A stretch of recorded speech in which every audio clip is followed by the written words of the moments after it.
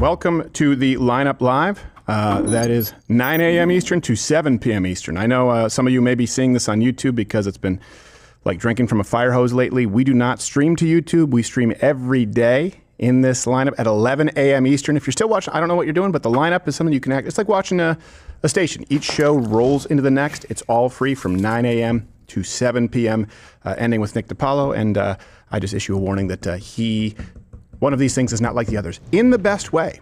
Right now, today, what we'll be talking about is Dallas. This is breaking right now. Obviously, there was a shooting at an ICE facility. Information is still coming in. And of course, a lot of people out there have jumped the gun. But let me ask you before we get to that segment and we sort of sift through the breaking news. If you're a betting man, and we don't know right now, considering that the left is immediately saying this is a MAGA shooter, would you bet that someone targeting an ICE facility might be targeting members of ICE themselves? We know that detainees were shot, and that's horrible. I hope this guy fries for it, especially if anyone, I believe that one is reported as deceased. But what do you think the intent was? What do you think the target was? Is it that crazy to think that this person could be radicalized in the same way the terrorist who assassinated Charlie Kirk was? With the fascist, the genocide, the Nazi rhetoric that was used? Hey, very similar to what's been used for ICE, right? Gestapo. It's the modern SS. Is it that much of a leap? We'll get to it, and we're also going to, of course, talk about Jimmy Kimmel returning. It's bad, and we're going to fact-check the fact-checkers, Trump's UN speech. We predicted a lot yesterday, and sure enough, the media just can't help themselves. How does everyone here know their playbook? I don't know. I'm trying to get to the point where I can, like, bend things with my face. Just look at a spoon and bend it. No luck yet. On with the show.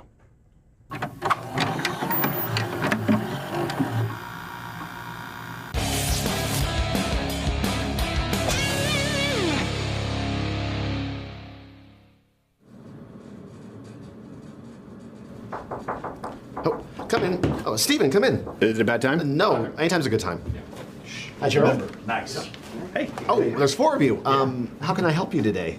Well, we were talking, Yeah. and we wanted to take a chance to kind of extend an olive branch, if we can. Oh, Finnegan, you can't smoke in here. I've told you about this numerous times. Yeah, Thomas, I told you outside. Steven. I told you outside that you can't smoke. Can you just put the cigarette out, please? Just put. Oh, gosh. We just wanted to let you know how much we appreciate you here. Yeah, and I know I can be a pain in the butt sometimes, and I tease you from time to time, but it's all out of love, man. Really? Yeah. Look, I want you to know from, the CEO level down, you're one of the guys. You're a part of the team, man. We want you to feel like you're part. No. Not the team, family. Oh, wow. That's right, family. Sam, you're a part of our family. Tribe. You know what? In the spirit of that, in the spirit of family, tribe. We're going out, in the spirit of being in the same tribe and family, we're going out tonight. And we're going to go to a bar, have some drinks, and we wanted to invite you with us. See if Really? you wanted to, let loose a little bit, blossom steam. That sounds great. Does it? Thank you, yeah. We'll Really? include you. Yes. Friends do. That's right. Family. No, family. Family. Family does. Well, the family of the workplace, but We're not a friend. Yeah. Wait. And one of the hereditary diseases. If you're not Ashkenazi Jewish and marrying your first cousin for several generations, that wouldn't happen. No, I wouldn't do that, That's but I know that you. Arkansas. I know that you do. But it's okay because it's the thing. It's what makes us different. It's what makes us so much the same. I kissed a cousin once. Really? I didn't even know he was here until now. You kissed your cousin? Yeah. Oh, was it the one I met? No. Different one. No, a different guy. It wasn't the one I met. Oh, I No, kissed, it's not. It's a whole other problem. I kissed that cousin. Hi, Sam. hi, Finnegan. How are you doing? So we will go to a place and have drinks. Okay. Mitzvah. All right, sounds good. I'll get my European gentleman's attaché case, and we'll get going. Okay.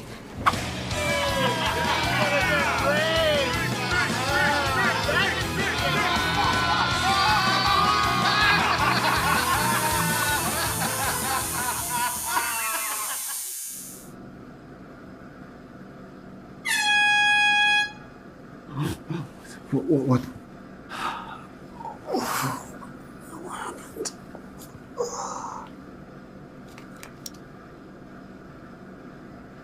I look like crap.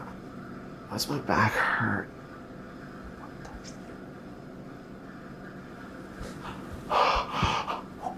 What the f? Oh my God, it's a Nazi cross. Oh God. It's not coming off. This is real. Now you can't be buried in a Jewish cemetery with your relatives. Okay. Ow, it hurts. You suck, Sam. It's not coming off. You suck.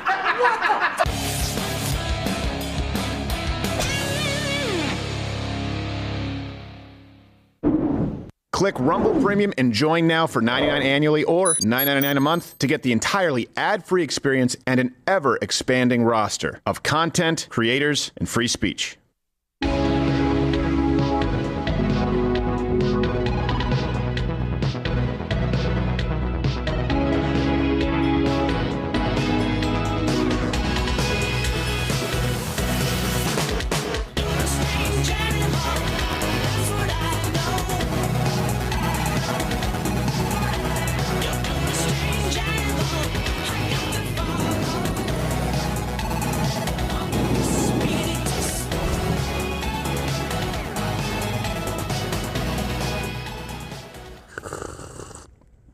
Hey, good news. I didn't know that this was verified yet, but the ICE shooter is dead. Shot himself. Yes. Took So, out trash, as we yes, like to the call best it. news would be if this person obviously didn't exist, but Yes. that's good. I just want to let you know, because off the bat I said I hope he fries. Well, I guess someone finally heard me.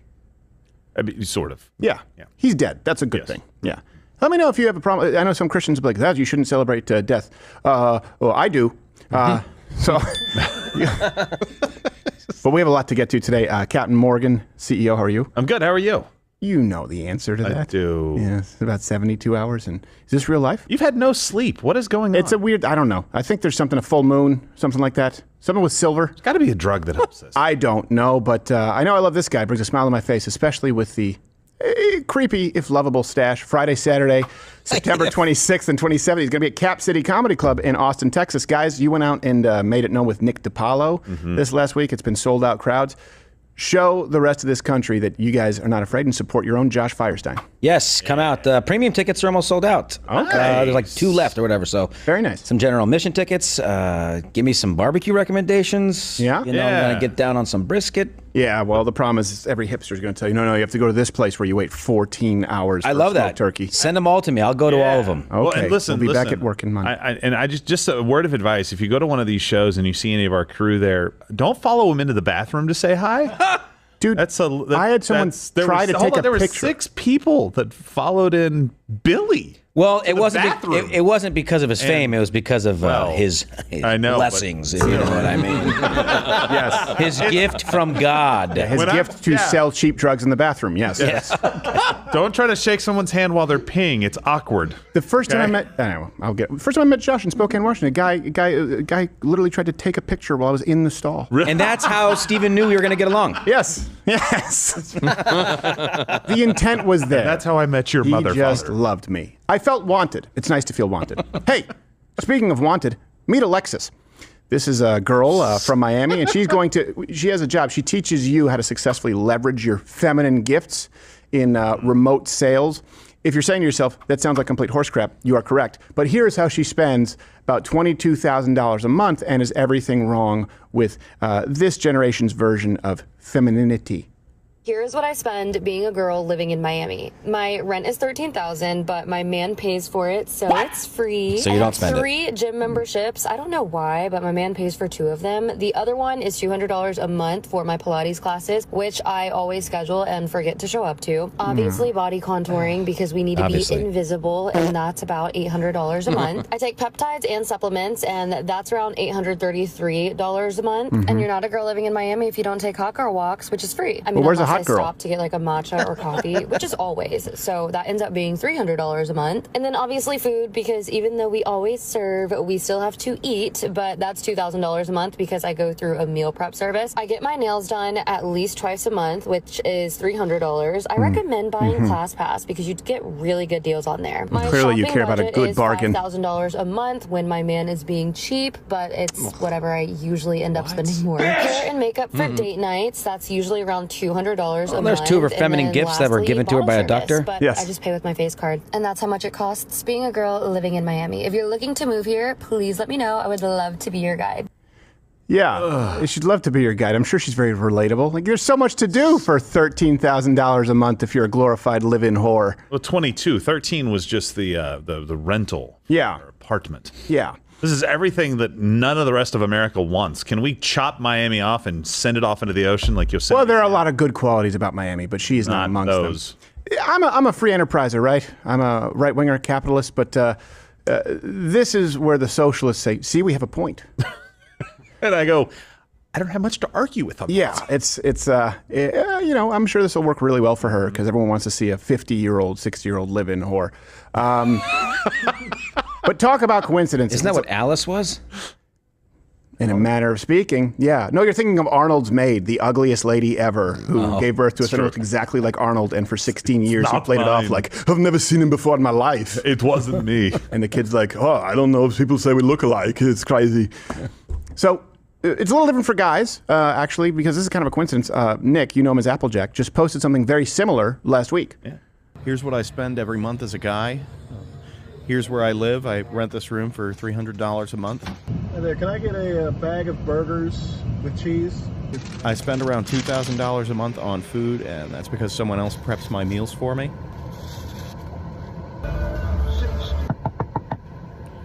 $50 a month for my dog rental. Another $300 for a gym membership that I always forget to use. And then I spend $280 a month on some knockoff Ozempic, but then add another $600 for the antidotes to the side effects for the knockoff Ozempic. I save a little money on hygiene by showering and grooming at work. Someone's in here. So that's $0 a month. Then it's $40 a month for Tinder Gold, another $28 for Hinge Plus, and $40 for Bumble Premium Plus. I pay $3,800 for a matchmaking service, and my coach Gary found me my dream girl, but now he's dating her. I'm looking for a job that pays a little more now. Yeah, by the way, go check out Coach Gary's Instagram, Gary Frater. He probably won't steal your girlfriend. Frater, No. Frayter. Gary wouldn't do that. No, he wouldn't do that. I think he was there first before Applejack. He was. But Applejack's looking for a new job now. Yeah, I didn't know that. He's going to leave us? If he quits, we don't have to pay him severance, right? No. Good. Yeah, he's looking at work. Yeah. A traitor. Does it? All right, next story here. Like this is going really well. I think it's fine. No? Look, we don't have all the information, and here's the one thing I will say. We're going to try and comb through this and get you information as we are able to verify it. If we get information that we can't verify, but we believe, and we have good reason to believe, is accurate, I'll let you know that it's initially reported. Yeah. And we provide all the references, and I highly encourage, by the way, all other creators to do that, especially given the recent circumstances in which we found ourselves where there's misinformation. And I would say, if you want to use the both sides argument, misinformation is just as bad on both sides right now. That is true. The violence is almost exclusive to the left. The tone, the tenor, the escalation can rest squarely on the shoulders of the left, but misinformation is going around on both sides. And I get that can be confusing, concussive. So here's what we know. This morning, multiple people were shot at an ICE facility in Dallas, Texas. As I understand, the shooter killed himself, and I know 3 people were shot initially reported. Do we know if any It seems like right now the reporting is that 1 dead, 2 shot. I've seen people say that a second person has died, but I have not seen any confirmation on that yet. So. Dear God, I hope not. Obviously, prayers and our hearts go out to anyone affected.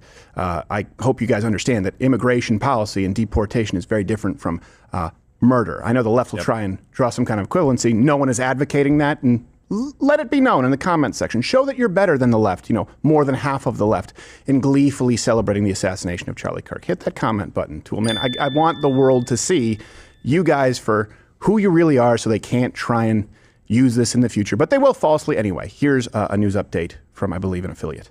Griff, we just heard from Todd Lyons. He said, hi, we had shots fired into the Dallas ICE office, into the ICE office, specifically into the Sallyport, as you were saying, Griff, area where detainees are brought in. 3 people have been shot and en route to the hospital. Reports are the shooter is down from a self-inflicted gunshot wound. Reports are all ICE employees are accounted for, still searching and securing the scene.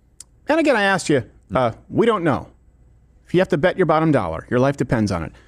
what would you think is more likely? Someone targeted an ICE facility specifically to kill detainees who very likely could have been on their way to being deported, or, considering the rhetoric that we've seen, more likely to be targeting ICE agents? Yes, do you have an update? So the update right now is that NBC is confirming that a second person has died. So 2 of the 3 people that were hit have died.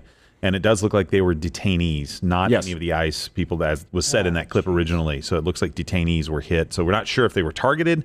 They were shooting into the building kind of haphazardly, and those were the people that were hit. Yeah. We don't know yet. Either way, it's horrible. Yeah. And I would say I hope this man faces justice, but he did kill himself, which, frankly, you'd rather be able to pull the switch on someone like this. Yeah. But we'll keep updating you. Of course, DHS Secretary Noem did write on X. Yeah. Not the dog thing. Jeez. She said, wow.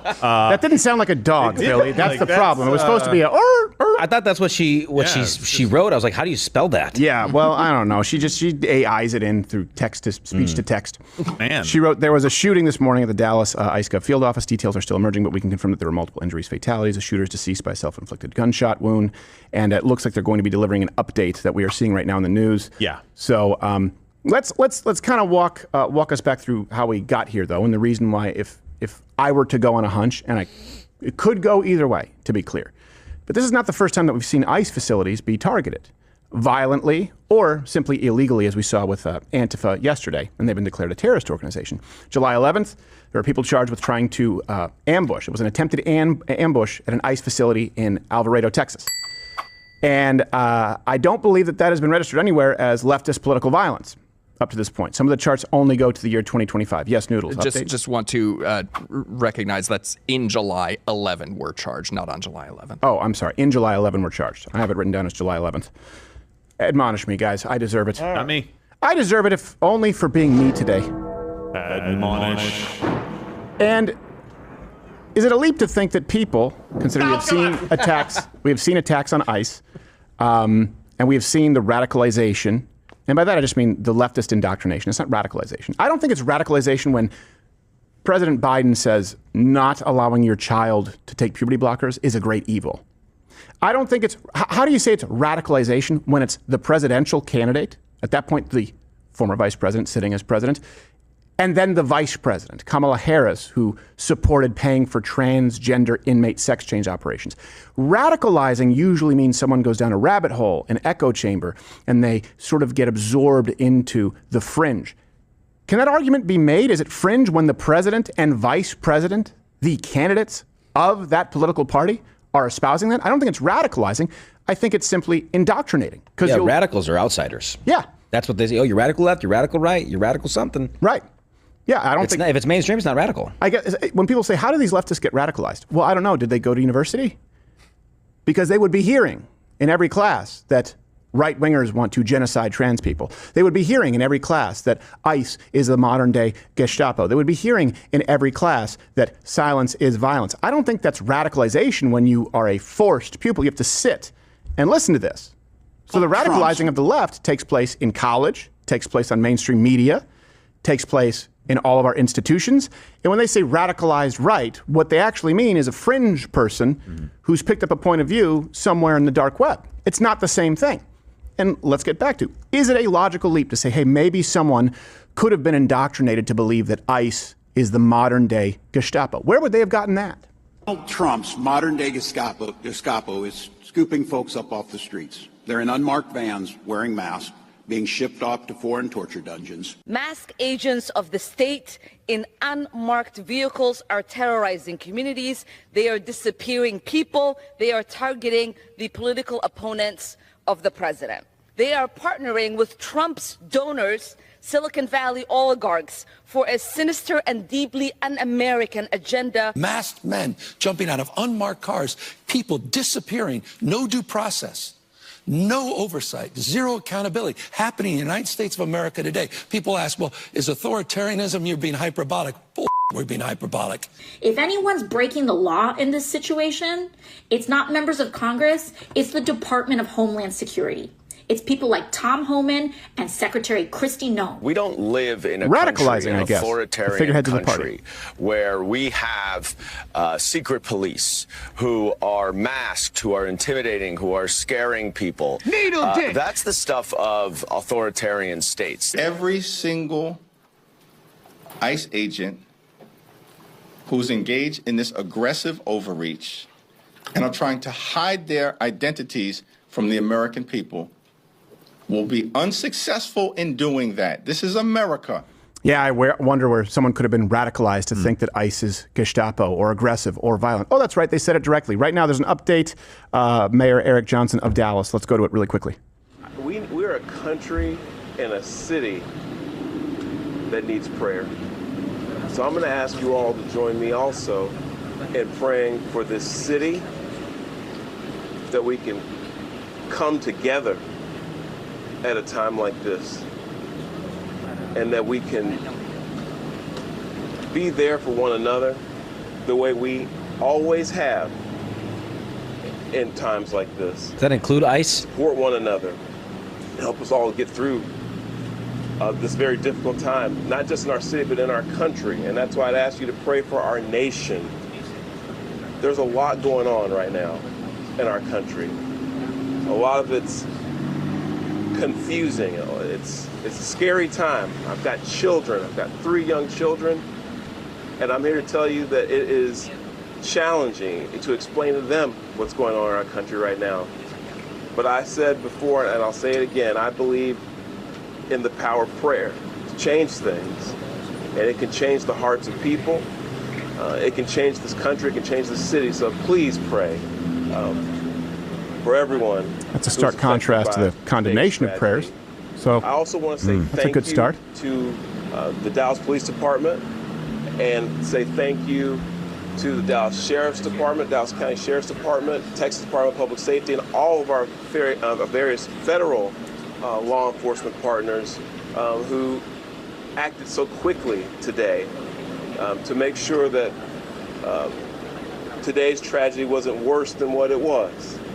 So on behalf of the city of Dallas, I want to say thank you to all of you. And you're going to hear from some of those folks later, but I want to let you know that we appreciate what you all do, not just today, but every day to help this is a keep great us all start. safe. Yeah. It's a great start compared to what we've seen Lastly, in the past. And this is really important, I would ask all of the city of Dallas residents who can hear me right now, let's be patient, let's remain calm, and let's let our law enforcement partners, our police department, do their job. This is an active investigation. There's still a lot of unanswered questions. Really quickly, he left the Democrat Party in 2023 over crime. I do remember that, yeah. To exercise a little bit of restraint and allow them to do their job to help make sure this continues to be a safe city, and that they can help us figure out what happened here today. But with that, I want to say, again, thank you to all the folks who came out this morning from our law enforcement community. I'll turn it over to our Police Chief Daniel Como. Really quickly before that, guys, I'll just let you know we are going to do some gifted subs here today. If you're on YouTube, we're people there in the chat who are members of Rumble Premium. You can, right now, it's open, gift subscriptions out there. We can't do this without your support, and we'll read the name of every person who gives subs later on. I guess you have a stinger?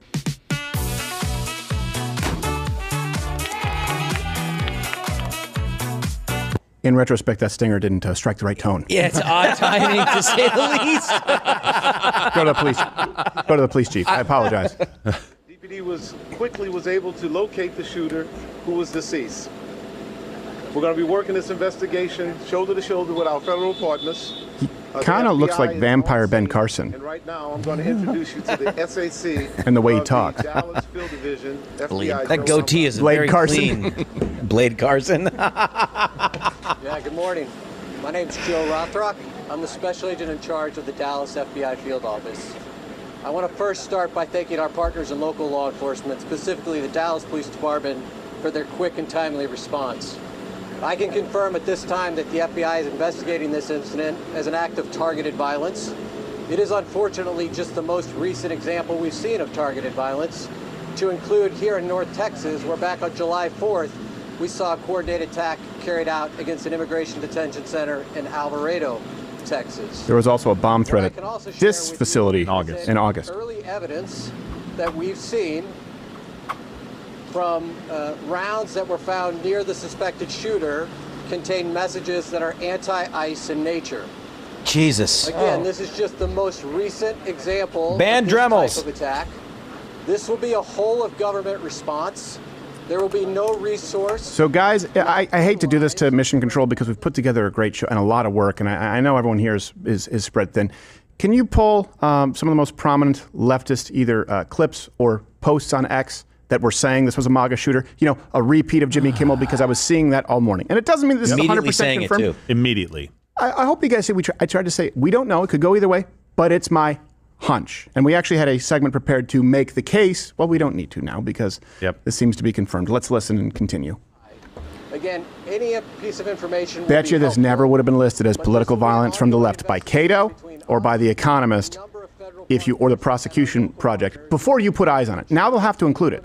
Remember, they didn't include, we got a Trump voter here, bang, bang, told the cops I shot him because he's a Trump supporter. That was not included as leftist political violence. This would never have been included until you guys demanded transparency and accountability. You can keep a ledger and live in real time now. Don't be gaslit by the left. Where is the violence? From where is it coming? It has been consistently from one side, and it's to create a culture of fear for standing up for your beliefs. This is the same kind of terrorism that we saw with Charlie Kirk. You know, you said it was a good start with the mayor and what he said, Eric Johnson there. But I would have liked for him to have not just said, vaguely, our federal partners, let law enforcement do their job, and in our federal partners. Can you say ICE? Can you say ICE? Can you say ICE? Can you say to the people in Dallas, North Texas, can you say, let ICE do their job? Yeah. Or are you afraid to say that? Yeah, good point. I want to see what this man in the cowboy hat says. ICE employees. So that's kind of all I have for today. So I think he just said it seemed like it was targeted against ICE employees, if I'm not mistaken. And people are losing their lives. Thank you. Thank you all so much for coming. We really appreciate it. Here's my prediction. Again, thank you all so much. The leftist, book, you know what? Bookmark this.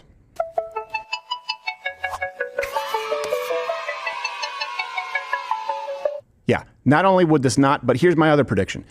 Watch the leftist Reddit message boards, those places, whatever, the bowels of the internet. They will be making the argument like, oh, so they're losing their lives, but they're taking lives and they're ruining people's lives. Guarantee you that will be a mainstream talking point from many people on the left that you'll see online, just like those celebrating Charlie Kirk's murder. Bookmark it. Come back.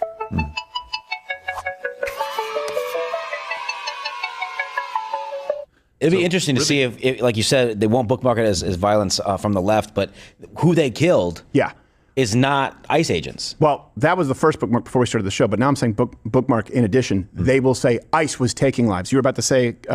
just wanted to clarify, too. So right now, NBC was the source for 2 people having been killed. Right now, police are confirming 1. That doesn't mean that 2 weren't. It just means that right now, police are only confirming 1. So just to be clear, right now, you obviously see that on the lower part of the screen from CNN there. Okay. And one post we're going to keep a real close eye on, because this started kind of a chain of other posts. There were other people, the Krasenstein brothers and, Angry Staffer and a bunch of other people who posted about this.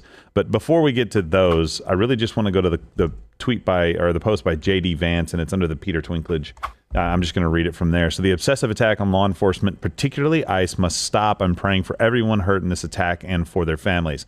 A lot of the people that are responding to this right now are jumping off of that post and saying that the vice president is going out there and making this about something that it's clearly not, and I can't believe it, and you're getting a lot of backlash from that. Clearly is. When he was 100%, even if he doesn't know, the attacks on ICE must stop. They were shooting at an ICE facility. Yes. Okay. Can you bring that back up, though? Because clear. It was in response to Peter Twinklage. Can you bring it up? It wasn't in response to Peter. Peter responded to Oh, J.D. okay. Vance. Sorry. Again, guys, I'm looking at this on a small screen. Yeah, it's smaller, breaking. so. Peter Twinklage responded, the white male shooter reportedly targeted 3 detainees and not a single ICE agent was hurt. But I'm glad Soylenial Big Chungus is on the case and has already deciphered the motive. Here's the thing. Keep it up.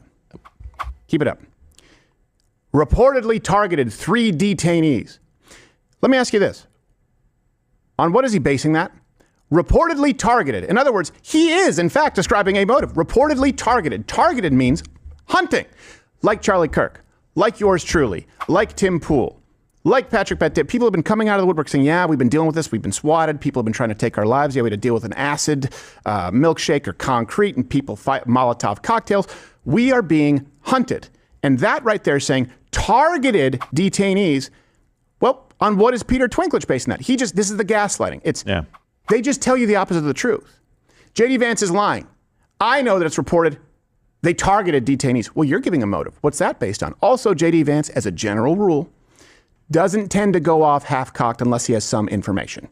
So I'm willing to bet he had some information probably at that point in time, more than us. I mean, I imagine somebody shot up an ICE facility. That's what we knew at the time. And so the attacks on ICE must stop. Where was he getting that? The montage that we just showed you guys, that's where he's getting that. Yeah. Because there are people attacking ICE all the time. In California, they just voted so that the ICE agents could not have masks on when they're going and doing it. The only reason the masks were even a thing is because people tried to dox ICE agents and get them killed. This has been the climate that we're in. So somebody shoots up a facility in that climate, a climate where the bomb threat was made in August, where there was a coordinated attack in Texas on July 4th. Like, that is obvious to say, hey, let's stop demonizing ICE for deporting people who shouldn't be here in the first place. And for people to come out of the woodworks on that particular post, and the Krasensteins didn't even, I think, respond to that post initially. They're idiots all by themselves. They don't even need any prompting. Both Ed and Brian. So this is sick. This is Trump's America. I can't believe that they're targeting these people. Not at all addressing what the real problem is. Listen, this I'm reading it as if he typed really fast. This us sick, he meant is. A white male, again, has reportedly opened fire at immigrants at an ICE facility in Dallas, Texas. We certainly have a problem in this country, a disgusting problem. Yes, Brian. Okay, so you're close. You're close. Yeah. We have a problem in this country. Can you help me identify what it is? Because it matters. Somebody else told me, and I responded to this. Shouldn't we just start with saying violence should stop on both sides? No, that sounds really nice, but it doesn't actually get to the root of why you have violence. And that also presumes that you have a willing partner on the other side to agree that we need to stop the violence. Right now, you and I, Stephen, no violence, right? We've called for that. Well, the day is young. The day is young. You never know, and you might be mad at me later on. I get it. I will. We don't want any violence. Fine. That presumes that on the other side, they're not demonizing us at every single turn and calling us Nazis and saying there won't be elections in 2028. Yeah. We don't have a willing partner on the other side right now. I wish we did. There is no finding common ground. There is no finding common ground with the people who are purveyors of this misinformation. And the point I was trying to make earlier, yes, sorry. We went to CNN real quick, but this will be classified as violence against the left because ICE agents weren't hit. Right. Just like that Peter Twinkertard or whatever his name is. Well, also, here's the thing, too. If you look at those crime stats out there, any violence, and we've gone through this, Cato and The Economist, you can go and see those segments, by the way, and I've addressed it on Tim Pool's show. Any violence committed against a government facility is automatically labeled right-wing, even, in many instances, Antifa violence. Because right-wingers are anti-government. Yeah. So this would be labeled. And again, it will change now, just to be clear, because you have put eyes on it. This does matter, guys, quite a bit. And I'll explain to you why I was making an inference, earlier. The reason I was making an inference is if someone was out there trying to kill immigrants, there are easier targets than ICE facilities, sanctuary cities. Home Depot. There are encampments. I mean, why would you go to a law enforcement facility where they're more likely people to be have guns and will arrest you for doing this? Exactly. So why would you? How does that even make sense? Right. So that was point number one. I go, okay, so that would tend to tilt this one direction. Then I also said, okay, has there been rhetoric from the right saying that we should deport people who are here illegally, or we should kill all of them? It's what they condemn you for, what they condemn Donald Trump for, is deporting people. They say that's inhumane. Well, let me ask you this. What's more inhumane? Okay, what is more radicalizing, indoctrinated? A statement, for example, that has been labeled as evil and violent. I don't think that children should be allowed to take puberty blockers. I don't think children should be allowed to take chemical castration drugs, mind-altering hormones, or get sex changes. Is that more dangerous rhetoric, or is it more hateful rhetoric than ICE is the modern Gestapo? Or as Tim Walz said, gazpacho. Yes, exactly. Well, he wanted a cold soup. Yeah, well. Is it more radical? Is it more hate-inspiring? Is it more dangerous for someone to say, hey, we have to secure our borders, and a big part of that is stopping sex trafficking. This has to be a country where you sign the guest book. Is that more dangerous than saying, Charlie Kirk wants to commit trans genocide? And yes, I'm juxtaposing immigration and trans in both instances. Which one is more dangerous? And really important, here's the checkmate from the left. Here's the boxing in of their mentally ill followers is there are never going to be elections again. So all these positions are violence, right, guys? The trans positions, right? The immigration positions, right? The tax positions, right? All of these positions are violence. And by the way, there's no way to stop it at the ballot box because they aren't going to have elections anymore. Why are we surprised that someone takes it into their own hands when they have been told that we will be experiencing violence for the rest of America's future unless you fix it, and you can't do it through the democratic process?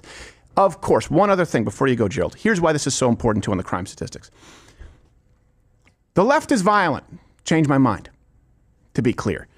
Cato, which has fallen so far. The other one is The Economist, and there might be one or two other studies that have come out. The purpose of crime statistics, the purpose of establishing motive is to assess risk going forward and to identify who is most at risk, who would be most likely to be a victim of these crimes. If you have Cato and if you have The Economist saying none of the Summer of Love was political violence, if someone was shot point blank because he was a Trump supporter on camera, it was described almost to a point of being comical, where it's like this person, he really wanted to know that the motive was, if you are a Trump supporter, I am going to shoot you. It almost seems like someone wrote it. And that is not established. That is not in the record as political violence. Then the crime statistics serve no purpose. They serve no purpose because they're of no utility in establishing the most likely targets. This isn't political football. We are being hunted, and that is not hyperbole. We are being hunted. And I know this because we have feelers out in all these bowels of the internet. These message boards, the same people who gleefully celebrated Charlie Kirk's death saying, yeah, Crowder's next. Also saying, yeah, we need to get ICE next. This is not a surprise to people like us who monitor this. This is what the left wants. It's going to get worse. They're trying to set a tone of fear for you. You need to set a tone of fear for them through lawful, violent self-defense. I'm not saying that you carrying would have stopped this. What I'm saying is the tone in this country is that conservatives are sitting ducks, whether it's ICE, whether it's a public speaker with an opinion, or whether it's some conservative on social media who, my God, had a post that went too viral, now you're a trophy. They are hunting you. They are establishing a target. They are stalking you, and they are trying to kill many of you, many of us. Let's be clear about that.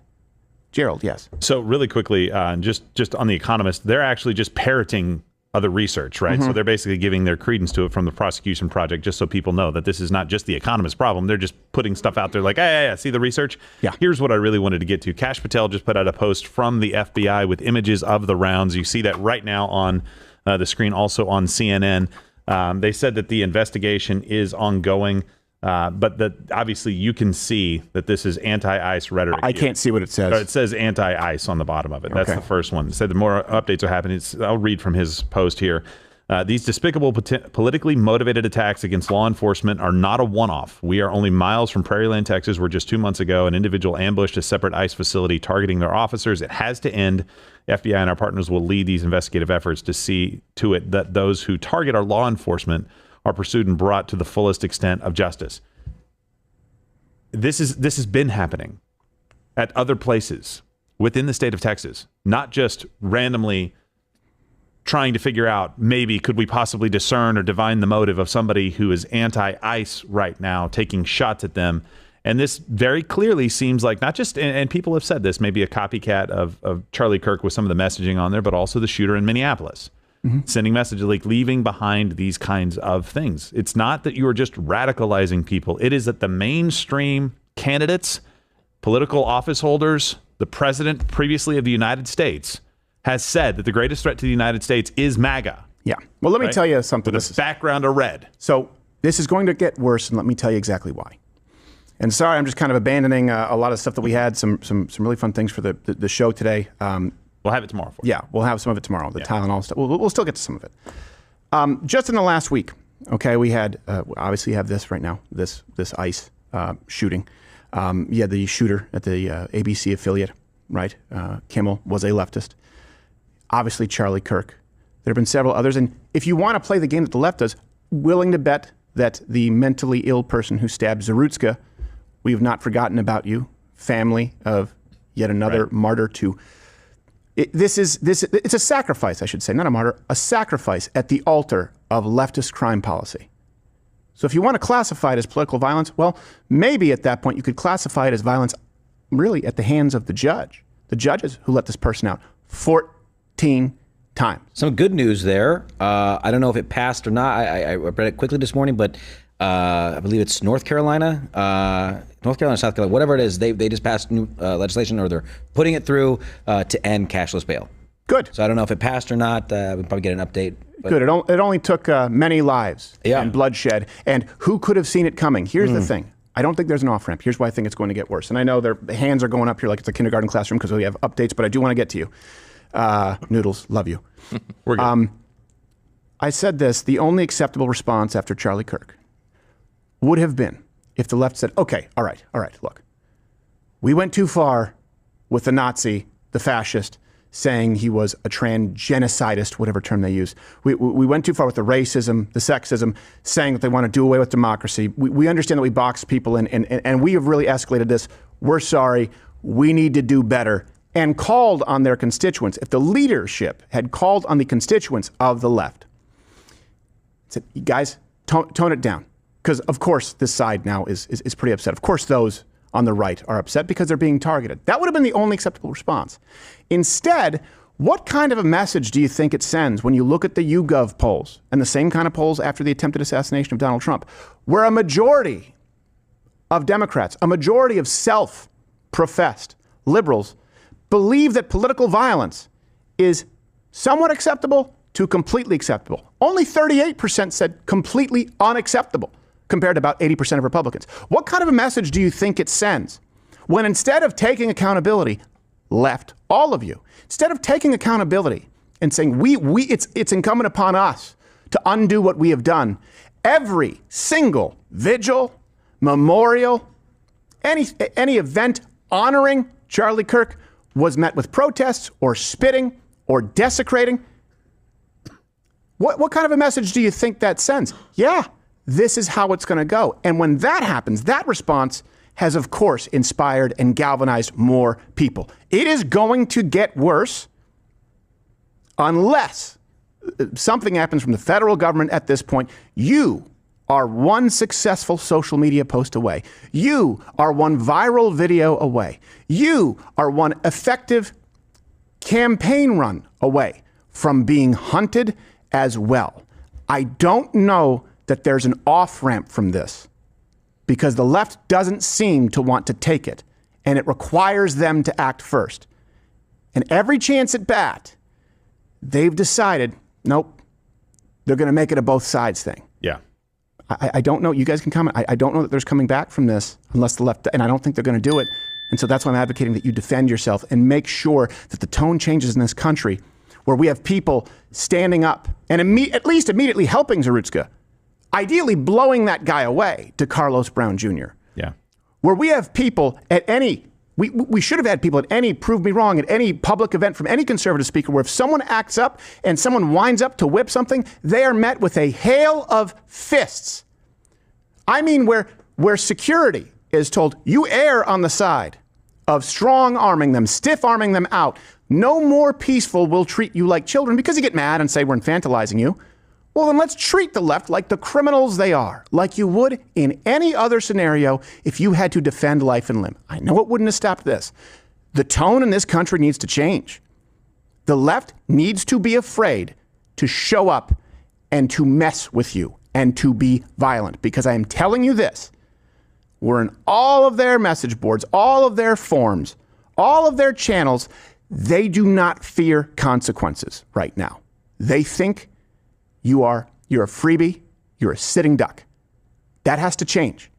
And I I walked that back 0. Yes, noodles, Joe. So really quick, I've got it. So it's Irana's law, I think, is what they called it.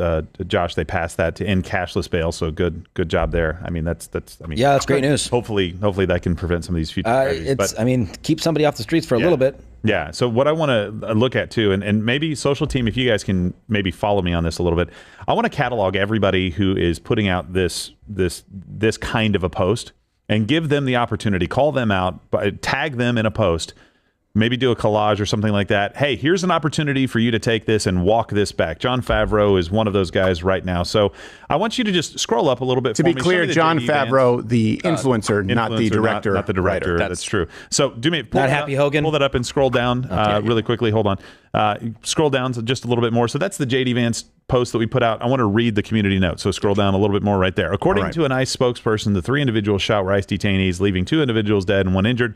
No law enforcement were injured, blah, blah, blah, right? So it uses that as a community note to try to say the president's wrong. Pull it back up and go up to John's part. The vice president is not a reliable source of information. This is now the 5th or 6th time he's posted a political take contradicted by facts from his own law enforcement agencies. John, ready to take that back? Krasensteins, you ready to take it back? Angry staffer, you ready to take it back? Every single one of you people. Here's why I'm saying that. You can draw a straight frickin' line from the rhetoric of the left, from the mayor of Los Angeles not clamping down, from people putting out ICE notification apps and putting out, hey, they're on their way over here. Hey, these ICE agents live at this place. The doxing, the lack of having a mask on. You can draw a straight line from that conduct and that rhetoric to today. It has to stop, but it has to come from you guys. If it does not, I never want to hear another word from you about violence again. Not school violence, not any guns in the United States, not ICE, none, 0, no talk. Here's your chance. Yep. You mentioned California, and you said, who could have seen it coming? I mean, we all saw it coming. Trump saw it coming. He sent the National Guard to go protect the ICE facility, and they complained about that. Yeah. They were mad that troops were just standing out front of an ICE facility so they couldn't do harm to ICE agents. We covered that live all night. That angered them. That made them upset. Lawmakers are, again, I'm not sure if it passed, but they have a new law that's been put through, legislation in California to ban law enforcement agencies for covering their faces. Yep. This is what the left does, right? They did it with Donald Trump when they burned down the church and they tried to ransack the White House. We showed you that clip. They said, we're going to kill you. And if Donald Trump doesn't come out, he's a coward. He's Bunker Don. If he comes out, he dies. So if it's lawlessness and a sanctuary city, for example, in Los Angeles, well, for them, that's a win. And if ICE shows up with a mandate of the masses to help establish law and order, well, we'll just label them Gestapo. We'll label them Nazis, and they'll be attacked. And that's just as good. It's also a win. I'll tell you how you solve this. I will tell you what would make a measurable impact on this, okay? First off, I guess if you have a ding, we should, crime policy, we change. No more cashless bail, no more catch and release. I'd like to see something like the 3-strike policy come back. That would deal with a lot of crime. Unfortunately, the political affiliation of those committing crimes would be overwhelmingly Democrat, so it will be opposed. In addition to that, I would like to see, and I will partner up with anyone out there, if there's an organization, if there is someone in a state who maybe is starting this, some kind of legislation that requires campus police to provide equal protection to speakers. A requirement to do so. A requirement if a speaker is requested and is showing up. It doesn't matter if it's Noam Chomsky, if it's a socialist, or a college Republicans or TPUSA chapter. There needs to be legislation requiring it, because we know that you run into that a lot, where they don't show up to protect you. They demand that they pull your permit at the last second. They make you less safe. And then we need the kind of accountability for inspirations to violence from the left, as they've tried to falsely place on the right. Actual direct calls to violence. The Reddit Louder with Crowder was removed. It was the most civil place there. Places where people gleefully celebrate and call for the deaths of other people are still up. How in the hell were people getting removed for questioning vaccine mandates and people calling for the death of American citizens? It's still up. You can go read them now. We got to do something about Section 230. Let's start with that. Mm-hmm. And then you individually defend yourself lawfully, ruthlessly, lawfully. Defend yourself. Let's change the tone. Let's set the tone, boys. Let's set the tone. And one of the things that we're really good about doing on the right is not these boycotts, but really a boycott, right? Yeah. Remember when they went after Chick-fil-A and people just showed up in droves to support them, and Hobby Lobby and a bunch of other companies throughout this. And I don't know what the necessary equivalent is for this, but I do want people to show support. So I actually changed shirts on purpose. And before you say anything about this, the Hodge twins sell this kind of merch. Go to their store and buy it right now. I bet Alex Jones does. I bet Steve Bannon does. I don't care where you get it, if it's ours at crowdershop.com or anybody else's. Get something that shows ICE support. If you know people that work for ICE in law enforcement, send them Tiff's treats. Do something to show them that, hey, look, I get that the media and these politicians and people are out here chanting and yelling at you every single day. Thank God that you signed up for this job to go out there and help get people that are in this country illegally, could be criminals on top of that, being a criminal of entering this country illegally and human trafficking and drugs. Thank God that you took on the responsibility of doing that. Show them the support. Have whatever version of a boycott it is to support ICE right now. Could do be it proudly. Could be TPUSA if they have a shop. Yeah, Hey, your TPUSA favorite, as well. whoever it is. I wore this shirt by coincidence. Good. Well, I saw it and I was like, Good. perfect. We have Let to your support freak them. flag fly. Yes. That is, you know what? That's not a controversial opinion. I don't At think any so. point throughout human history up until 2008. Just to be clear, it's not. But now it's violence. And I will say I'd this. like to make a slight correction. Obama was on the record for having the most deportations in history. At that point, he did. So let's break the I record. wouldn't even say about the idea, maybe 2008, but what was actually happening. Yeah, what was versus his rhetoric talking about dreamers, right? Because he wanted to have some kind of order in the country because he knew it could get away from him, but he did that quietly while saying, "Hey, these people are just seeking a better life." He knew that many of them were criminals. He knew that many of them had no business being here, and he deported a huge number of them. The left doesn't live by the left's rules, ever. That's a big difference. They can't. And I will say this, here at this show, if nothing else, yeah, it's the only comedy show where we do all of the work that we do. And yes, it's a good reference show where if we verify something, you can take it to the bank more than any other program out there. I know what makes the left tick better. I will say this, I'd put it up with anybody. I sat under the tutelage of Andrew Breitbart. He was the best ever. I was raised in a socialist province. I knew two conservatives my whole life. One of them still works for me. I worked in a leftist industry.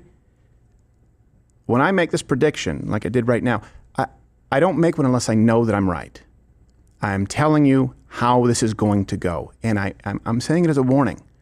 It's going to get worse. There's no off-ramp unless the left grows a conscience, which I think is very unlikely. And this brings us to sometimes jokes here are even calling it. Yesterday, you guys remember President Trump warned pregnant women, right, Gerald? We covered this yesterday against taking Tylenol. Yeah, absolutely. You know, and actually, they're responding now. There's a trend on. And unfortunately, there is a trend, and you called it perfectly. What? Come, let Zoltar tell you more. I calculate the next pitch ball right past the flag. We're going to win the game, I guarantee. Tylenol during pregnancy can be associated with a very increased risk of autism. So taking Tylenol is not good. Wait till you get a load of us, said the entire future generation of autistic spite babies because their white moms took Tylenol to stick it to Trump. Yeah, there you go. By the way, I wrote that yesterday afternoon as a joke. It's already reality on X. Bring up the collage. You literally have women going, look, I'm taking, screw Trump, I'm taking Tylenol. It's the cure. Autism doesn't need to be cured, they said. You guys abort kids if they have Down syndrome. Yeah, no kidding. Well, they abort kids if they have plans next weekend. Yeah, they just rebel because it's an evil, demonically influenced, rebellious spirit for the sake of rebellion. That's what the left is. And they rebel against good. Come, let Zoltar tell you more. I calculate the next pitch ball right past the flag. We're going to win the game, I guarantee. Oh, you're right, Joe. I guess I forgot about that. I guess I can handle myself perfectly. And that was written, that joke, right, with the Photoshop, within maybe an hour of the announcement about Tylenol. It could have been minutes. Then yesterday, like you saw, there was some tweets about it. But now it's a full-fledged trend on the TikToks. Hey, it's the Miami broad. 28 weeks pregnant. You know what I'm going to take? Some Tylenol, acetaminophen. It'll work like a charm, and my baby won't have autism. Maybe.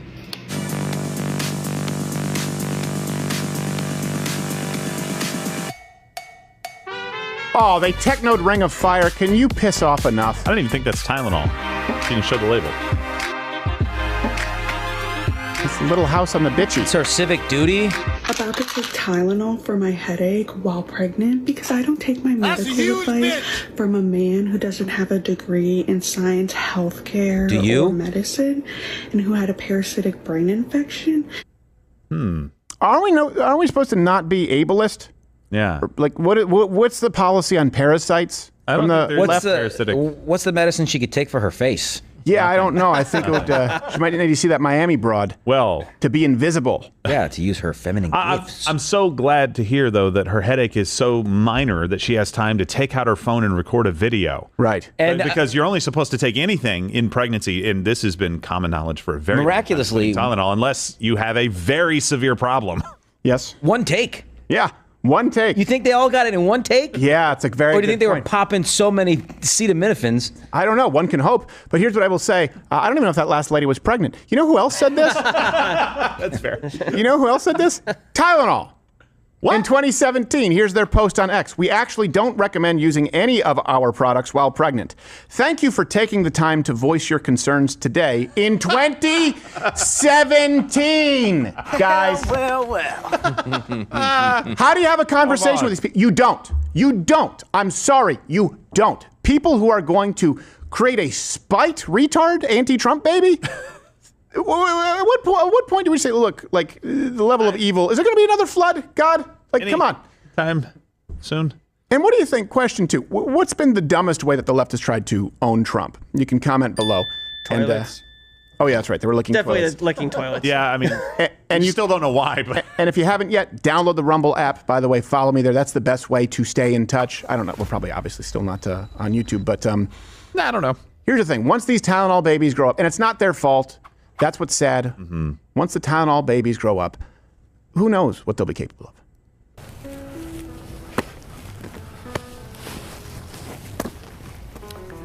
No, I'm glad you called. This is nice.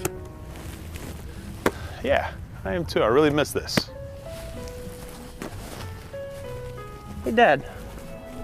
Remember when scored all those touchdowns in the state championship game? Yeah, I love it, man. I was really proud of you then. Love you, son. Love you too. But that's not how the reunion really went down. You see, Timmy never played in that state championship. He never even made the team. You see, his parents suffered from crippling debt and skyrocketing inflation, and they were never able to buy that nice new house on the east side.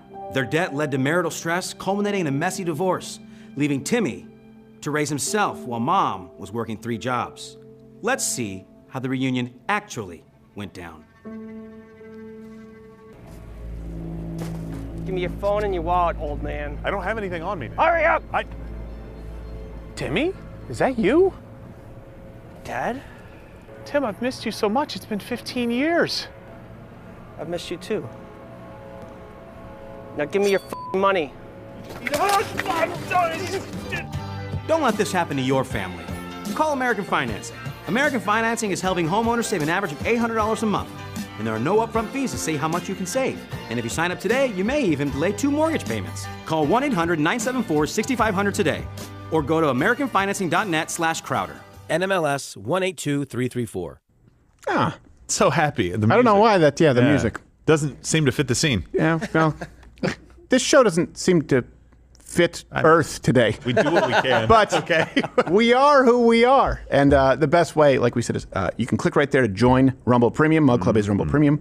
Rumble Premium is Mug Club. You get 100% more show, where we continue today, our Friday show, as well as the entire catalog of Rumble creators exclusively, and you get it all ad-free. It's your one-stop shop. If you're not convinced, hey, tune back in 11 a.m. and let us earn your support. Also, I won't be here tomorrow, and you'll see why shortly. Is that okay? I think it's fine. Okay. So look, sex changes take a while. You'll recover. Ooh, Dad's out of the house. I'm going to take some Tylenol. Steven's going rogue and starting with the bottom instead of the top. Oh my gosh, guys. Come changing the dynamic. I'd say you're better than this, but none of us are. I'm not going to argue. But worse than all of us, clearly, last night, Jimmy Kimmel came back. He just couldn't stay away. And it's pretty much exactly what you expected. If you're just joining us, we are preempting your regularly scheduled encore episode of Celebrity Family Feud to bring you this special report. I'm happy to be here tonight with you. I'm not sure who had a weirder 48 hours, me or the CEO of Tylenol. You understand that it was never my intention to make light of the murder of a young man. I don't think there's anything funny about it. I posted a message on Instagram on the day he was killed, sending love to his family and asking for compassion, and I meant it, and I still do. Nor was it my intention to blame any specific group for the actions of what it was obviously a deeply disturbed individual. We had some new lows over the weekend with the MAGA gang desperately trying to characterize this kid who murdered Charlie Kirk as anything other than one of them. That was really the opposite of the point I was trying to make, but I understand that to some that felt either ill-timed or unclear, or maybe both. We had some new lows over the weekend with the MAGA gang desperately trying to characterize this kid who murdered Charlie Kirk as anything other than one of them. Our freedom to speak is what they admire most about this country.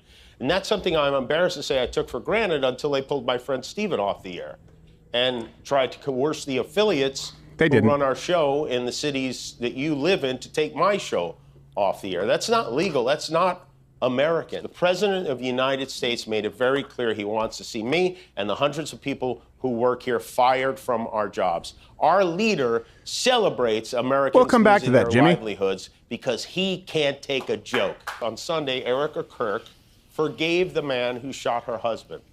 She forgave him. That is an example we should follow. If you believe in the teachings of Jesus as I do, there it was.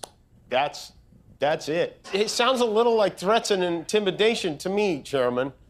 Stop that. It's just me, Jimmy, the chairman of the FCC. This guy's still pretending to be a tough guy? Suggesting that you gently shut the up. Well, I'd like to punch him in the face.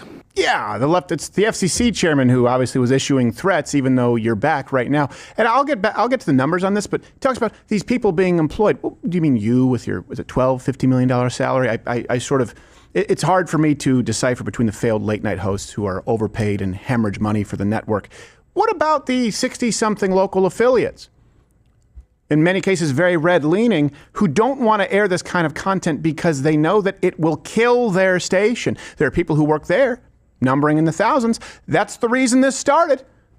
What about people in, let's say, Oklahoma City? They will not tune in to Los Angeles liberal elitism. And so they said, we don't want to run this because we still have to compete with other local channels. I guess we don't care about those jobs because all of them would shutter. They'd be gone. That was the reason for it. They only care about their employees and their fat salaries. President Trump posted this on Truth. He said, I can't believe ABC fake news gave Jimmy Kimmel his job back. Wow. The White House was told by ABC that his show was canceled. That's what we thought.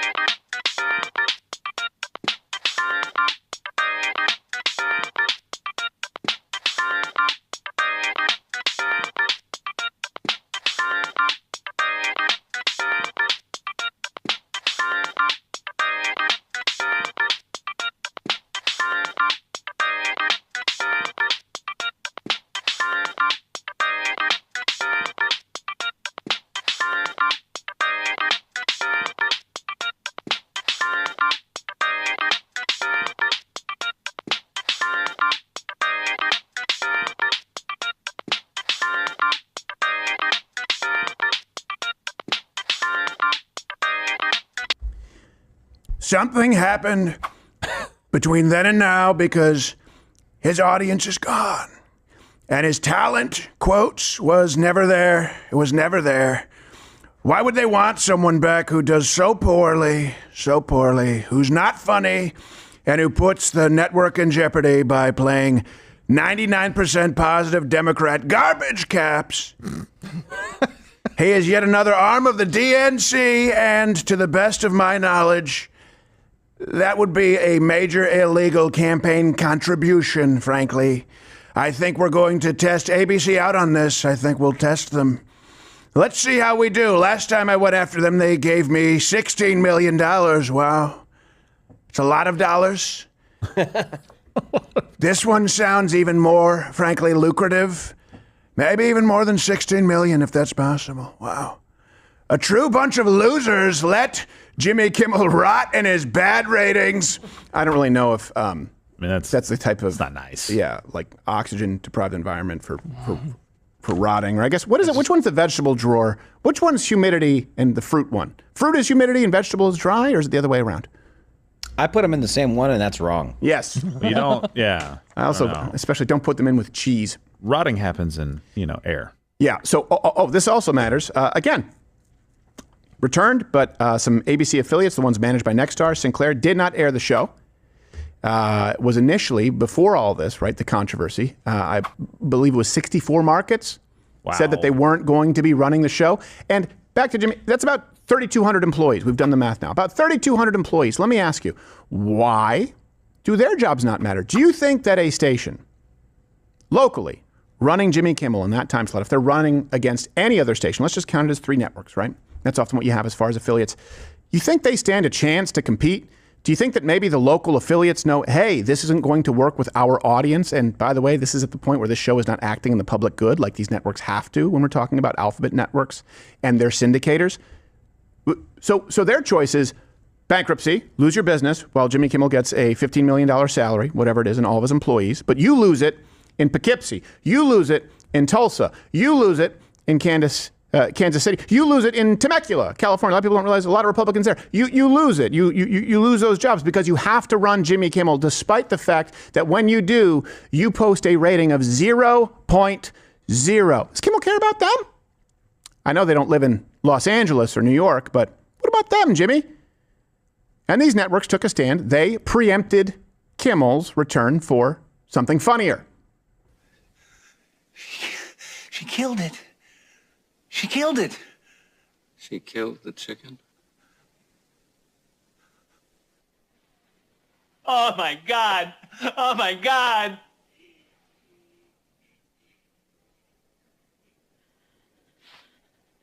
I didn't mean for her to kill it. I just wanted it to be quiet. It was a baby.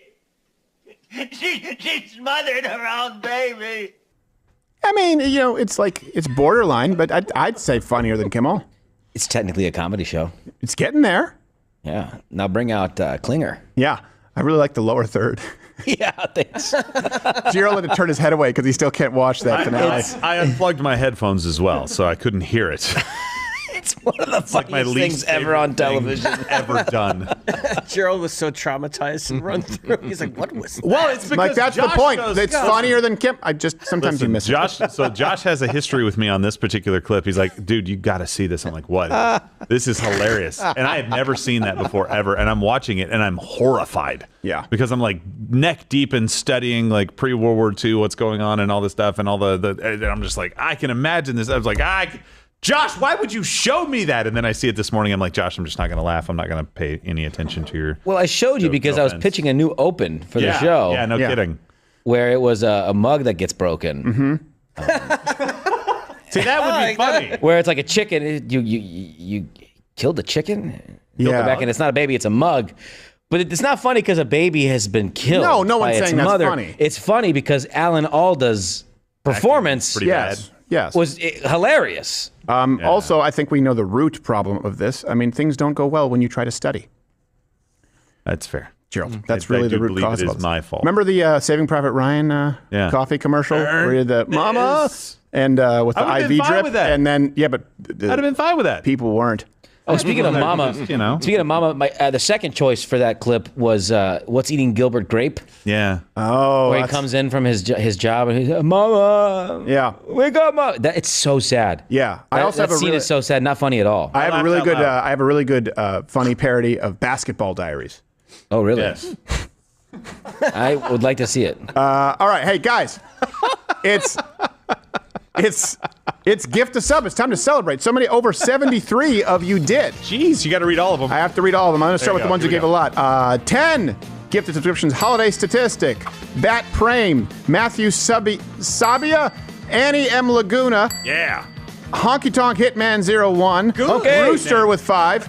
Peaconet McGroin with 5. Hondo 24601 with 5. Bearded Bazooka with 5. Idol with 5. I am We Todd Did with 5. Now I'm going to read the rest who gifted 1 or approximately. Big Also 5150, Joseph R86, D Anderson 24, Hose Chank, Toma Lama 23, John H2004, Psycho Beta Beatdown, Spidus McGroin, 8-Bit Kid, Jackson Arnold, Schmarty Pants, Druco 2003, Prouder with Crowder, Bongs Not Bombs, Frankosaurus Rex, Zoldoc 23, MDMB, Dr. Pat Sometimes, previously Leon LWC, Rick Astley, Barry McConaughey, oh my God, 999, Jay Kersinek, Okami 3, Professor Savage Dad, Drago FJB, Mike's Fast, Rivergirl 25, Overlord John, Hipless Does It, Lathias, Chelsen, KD Ace 14, Maynard SM, Cynthia HLS, Dave Angel, Swear I'm Normal, Crippled Cowboy, Gimme 3 Step, Fatal Cookies, Desiree 0613, Scrublord 1027, TX Nurse 1993, JP 54321, A Day in the Life 36, Dumpster House Stalin, Profile and Baraki, Kate Rog 15, Cap DC Chargers, El Jefe 27, Spitfire 531, Peter Uptuck. Oh, that's a good one. Timmy and Knight, Ginger Because, Mr. Phil 7111, Matthew Vaught, Far Right David, TJ from Reno, Matthew Sabia, War, Garble, 4. I already did those ones. Hey, that's been gifted subs. Thank you. Woo!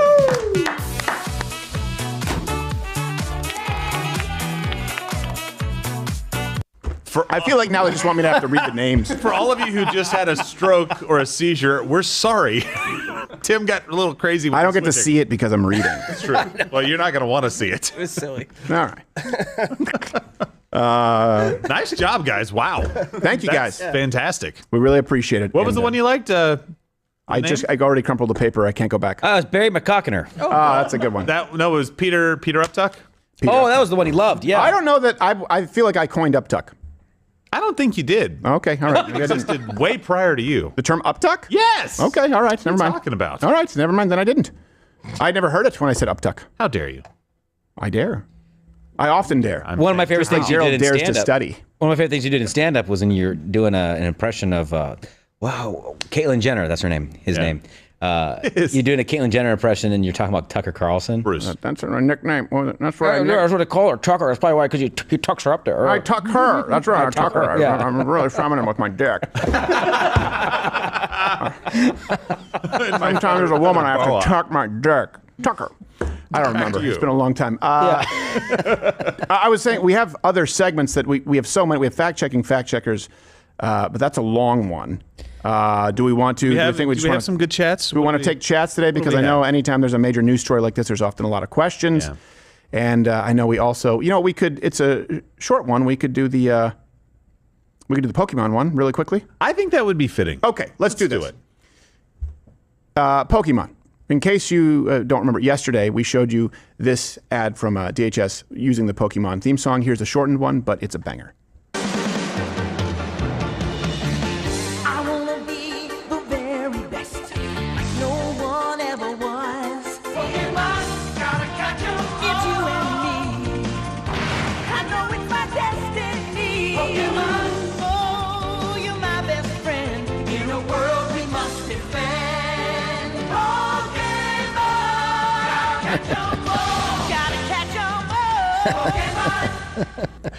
It's still funny. It's right up there with MASH finale. It is.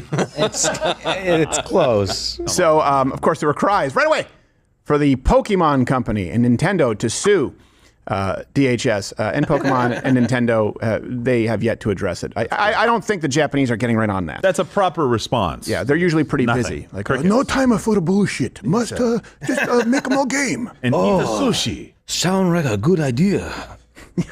Now coming to a Game Boy, Pokemon Black. What?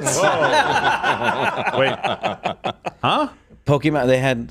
I don't want to explain it, but they had like Pokemon Red and Blue as the originals. Then they had Pokemon Yellow, then Gold and Silver and Bronze. They had different. Like they used to label their games by colors. Oh. I just don't understand is it a racist reference? Or is it a Black Pill reference? I don't know. I just came up with it on the spot, and I came up with a color that I knew they didn't already do. But I might be wrong. They might have done a Pokemon Black. I'm not sure. They might have been. Someone's like, oh yes, you must break into American urban market to Pokemon Gold Spinner Chain. Pokemon go through the hood? You just plug the cartridge in the back of your Game Boy. Yes, little black boy, like very much. They already have a Pokemon named Blow. It already exists. Oh, geez. That's why. See? They already did it. They beat you to it. The Japanese are very industrious people until they jump out of high rise. Advertising. Nice job. You made a joke about something already exists. You send yourself to Suicide Forest. Oh, you're not my family. You bring a greater shame. The Suicide Forest, there's a documentary where a guy goes in to try to stop. I talked about this. He doesn't really do anything. He doesn't do anything. Like a guy in a pup tent who's clearly like, it's like a guy in a pup tent with a rope. He's like, hey, maybe I don't do this. And the guy's like, thank you, I'm going to do. He's like, okay. Yeah. Okay, so sorry for Bara. I'm the rope salesman right outside of Suicide Forest. Like, that rope's not going to hold. You want this rope. You sell like glow ropes, like those necklaces at a drive-in movie. Go out in style with this rope. All right. It's the last thing they ever see around your neck. Make sure it's nice. So, go with a neon. So your family can find you. Air tags are extra. See, I can laugh about that. You just see a bunch of guy with nooses that couldn't handle the structural weight that are neon and cotton candy. Like, oh, it's very good confection stand. Very good. Joke's on them. I'm going and getting the rope back after they're done and reselling it. So. Pecan with the cinnamon. No, I never have. Use a Twizzler. That way you can die with a snack. You asshole! You use the pure and peel Twizzler. They still make those pull and peel? I think pull and peel would probably have a better, it's a braid. tensile strength, you know? It's awesome. Because there's more, it's multiple ropes. Yeah, I would think. Weaved together, you would think that would be stronger than a Twizzler. It's science. The truth is, I have no idea. But anyway, that's how the Japs handled. Whoa, okay, Grandpa. Wow. Calm down. I mean, it's just. Calm down, Charlie Lover, all right? Come on. It's such a not racist term, Charlie, when you think about it. Like, this is not offensive at all. Jap also. Yeah, Jap. It's just a shortened version. You're like, oh, yes, must have saved time. Very clever. Like, no one got mad about Brits. No. Yanks. Paki wasn't considered a racist term until George W. Bush said not. Pakistani, he would say, can't be. Pakis. And they were like, oh, whoa. It's like, it's just shortened. You know, it's confusing, too, because you go, Paki, that's racist and wrong. Right. Pakistani is right. It's fine. Afghan, correct. Afghani, not correct, racist. Really? Yeah. Afghanis? Yeah, you're not supposed to say Afghani. It's Afghan. I don't care enough to care about. Well, no one cares about. I'm just saying that it's basically the same place, but we. Yeah. And then they get mad and you're like, hey, you got it all wrong. Like, how was I supposed to know? Yeah. 2 miles over, you say the same thing. Hey, we'll just play it safe and we'll call you Pashminas. Yesterday. Is that? It's a throw. Similar to an Afghan. Okay, we call them Hodge. That was my Pokemon Black. So. You didn't have to do one. It's just, it's just so much death out there right now. I get it. It's tough. So that happened. That's how the Japs responded. All right. But then yesterday, DHS, they dropped another immigration ad, and this one featured Theo Von, different response. Heard you got deported, dude. Bye.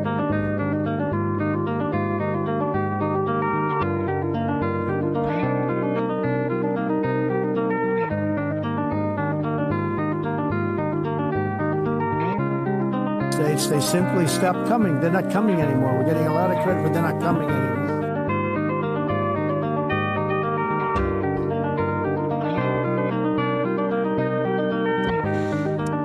And unlike Nintendo, Theo Von did respond. Now, to be clear, Theo Von Very funny, very talented comedian, and I like a lot of the content that he puts out there. But he did respond to this in stark contrast to the Jeps at Nintendo.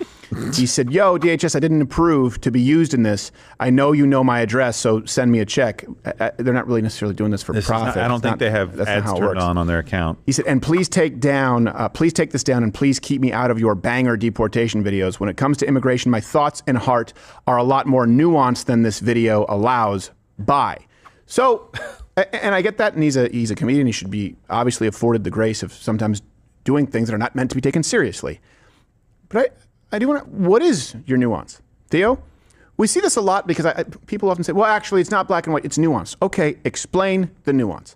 The context in that video is, I believe someone gave him their phone. You were saying someone. Yeah, and for this, there is nuance to it because he was on the street, supposedly. I don't know if it's scripted or whatever, but it didn't seem like it. Somebody goes, "Hey, Theo, our friend got deported." Right. I think they're kidding or whatever, but he grabs the phone and goes, "Hey, dude, heard you got deported. Yeah. Bye." And then everyone laughs. He gives the phone back, and he walks down the street on his way. Sure.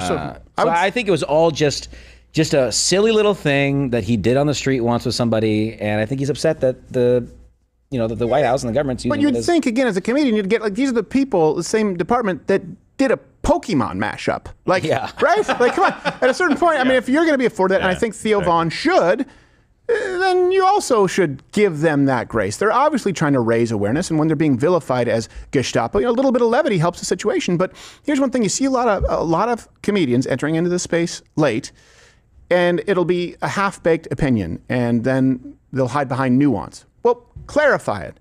Don't just be offended. Don't just be outraged. Clarify the nuance. What is the nuance? I think we're at a point in this country where if people are going to step into these waters, if they want to swim in the deep end, then you have to be willing to substantiate what it is that you say. Either don't enter into the arena or explain it. I would love to hear a lot of these people in this sphere. What's the nuance? Yeah. Because they'll question people for stepping out and taking a risk, for actually expressing an opinion. And you'll often get people go like, well, that's just, mine is more nuanced. And almost invariably, you don't hear that explained. So I would love to see that because I know that people like Theo Von obviously impact a lot of people. That'd be great. That'd be great. Yeah, he should definitely do that. Now, I have a little bit of a, I don't know, maybe I'm wrong. You guys can tell me. But when you're somebody who has a nuanced view on this and you care enough to post back and say, hey, I hope you guys take this down or send me a check, don't include me in your videos. If somebody came up to you on the street and said, hey, our buddy got deported. Now, maybe there's other context. Maybe they were joking around beforehand, so that's where I could be wrong, right? Sure. But what if somebody comes up and they're kind of joking around? If you have a nuanced take and you're Theo Von and you know that this is going to get out there and make the rounds and you're going to have to defend this, don't you approach it a little bit more carefully because you have a nuanced take? Not that you have to.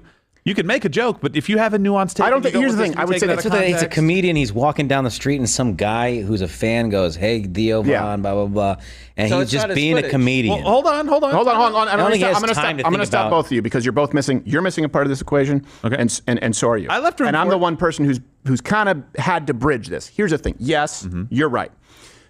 You are wrong in the sense that he doesn't have to express a nuanced view if he's just doing a shout-out video right to somebody. Of course not. Like, in other words, he can say whatever he wants. The problem is he's waded into this space, and he doesn't have the awareness to understand that now if you go out, for example, and talk on issues like, and not jokes, but actually talk on issues like Israel, or you talk about issues like politics, right? Once you've done that, it doesn't mean that it's right for someone to take you out of context. But you need to understand that when you take a political stance, you will then need to be very prudent because this is the kind of thing that will happen. He wants to be half in, half out. A comedian, great. A comedian who just does comedy, I get it. But you have a lot of these comedians who also sometimes present themselves as, I don't want to say thought leaders, but thoughtful people.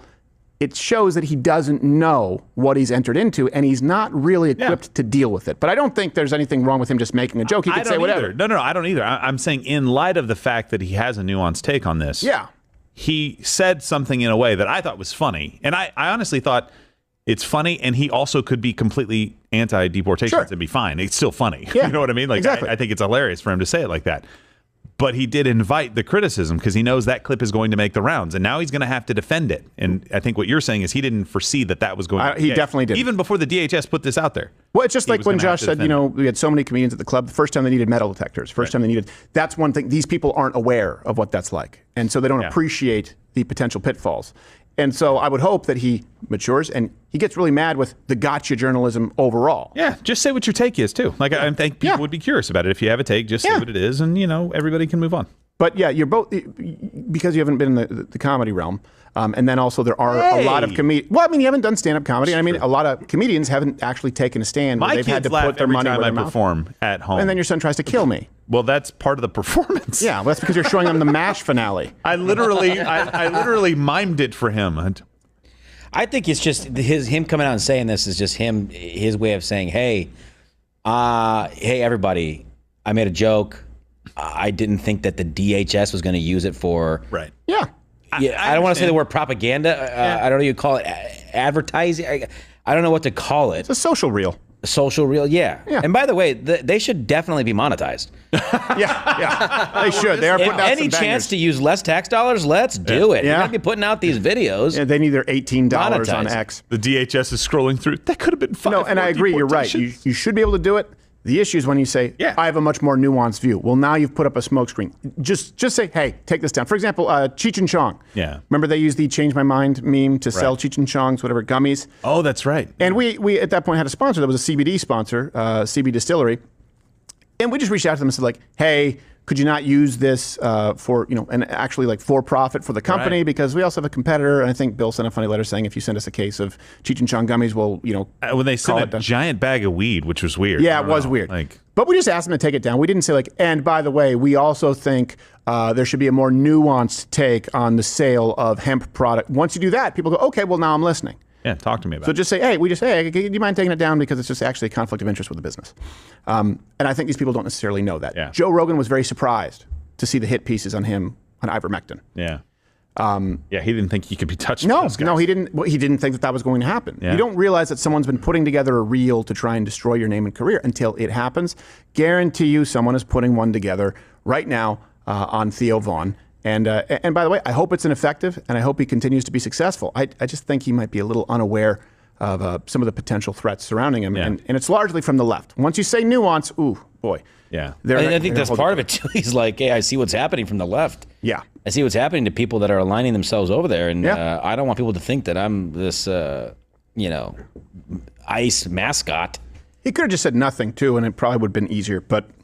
Whatever. Let's go. Who knows? Maybe he was getting messages, more or maybe he was getting added by people or something. Right. Yeah. We have some more updates if you want to do that really quickly. I think we should. Okay. So we'll go back to the one I was going to go to before, but go to Jill's. I got that back cough button. Yeah. Sorry. So is this 100% the guy? That's what I need to know, guys. Apparently, Shooter had 2 marijuana-related arrests in Texas in 2015 and 2016. Have we confirmed, or has media confirmed that is the person? Let's go ahead and take it down. As media, I just need to know that. I assume if that is the person. I assume that you're saying that's circulating. We cannot confirm that is the mugshot. To be clear, right? So the Daily Mail. Okay, so that's what I need. Daily Mail is saying that this is that person. Daily Mail is saying. So we are not confirming that this is the person. We are saying that this is the Daily Mail saying that this is the shooter. And I can say, just to be clear, because we have been sued in the past where someone else posted it, and we said they are saying this, and some of the original sources did not get sued, but yours truly, and we admitted to the mistake. Like, okay, we had the right name, wrong mugshot. So we always have to say this is what the Daily Mail is saying that they maybe haven't verified right now because only one person gets sued. That's something we also have to. Yeah, absolutely. So go ahead and pull that back up. So this is the person. So marijuana-related arrests in 2015 and 2016.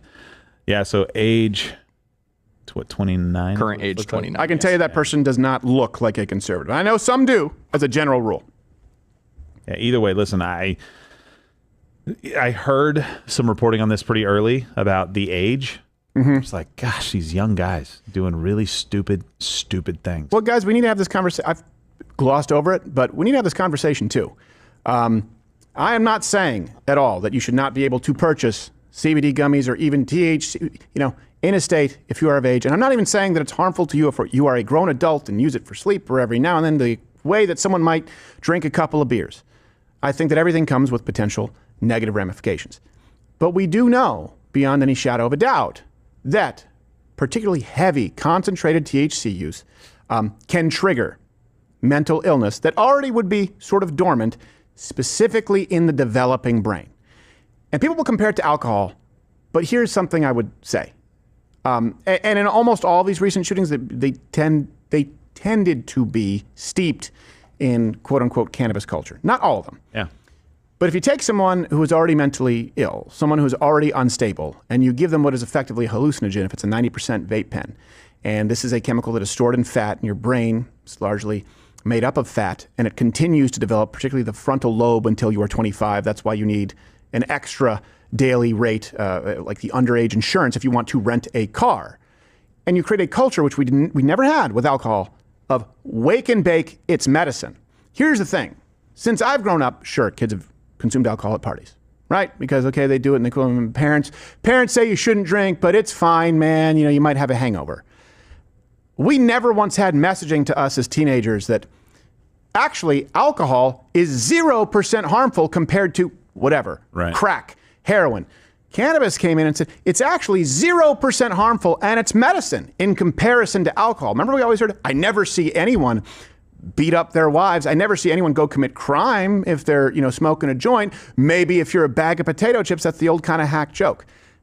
I don't think that's true. And we have a culture where people are seeing billboards, young people, wake and bake, it's medicine. Get the prescription from your doctor. And then you're not having people drinking on the weekend, and binge drinking is wrong, and it's bad for teenagers. How many people do you know who smoke all the time? Yeah. Like in the morning? Because I've been told, if you go to a weed shop, this is a good morning strain. This is a good midday strain. And then this is a good sleep strain. There's a strain for every time of day and every activity you have. And it's been presented for a very long time as completely harmless in comparison to alcohol. We're probably going to have to re-examine that. Not re-examine the legality, but re-examine the messaging that has often been targeted at young people, considering that there are a lot of things young people shouldn't be using or consuming. There's a legal age for firearms, and that differs from state to state. There's a legal age for alcohol, and I don't necessarily think that it should be 21. It has to be consistent across the board. Marijuana products and cannabis with 10 to 20 times the concentration of THC than you would see at Woodstock are flavored, packaged, marketed, in many cases to a teenage market, and consumption is up dramatically. Let me give you just some math on it, okay? And I've kind of been doing this, and I'm not blaming this at all. I'm just saying it is a contributing factor, and this doesn't mean that I think we should outlaw it. I know people say, oh, freedom's scary. I'm not saying that marijuana should be federally banned. That's not what I'm saying, and it certainly shouldn't be classified alongside heroin and fentanyl. I get that. But if you go back to the 60s, where I'm just going to present you with some general figures. This doesn't mean these are accurate, but as an example, 10%. Let's say 10% of the population uses THC. Okay, and the average concentration of a THC product back then was around 1%. 2, 3 would be getting up there. Okay? And we know that there's a certain percentage of people in the United States who will trigger mental illness with marijuana. That's not really in question, to be clear. It's a small percentage, but it exists.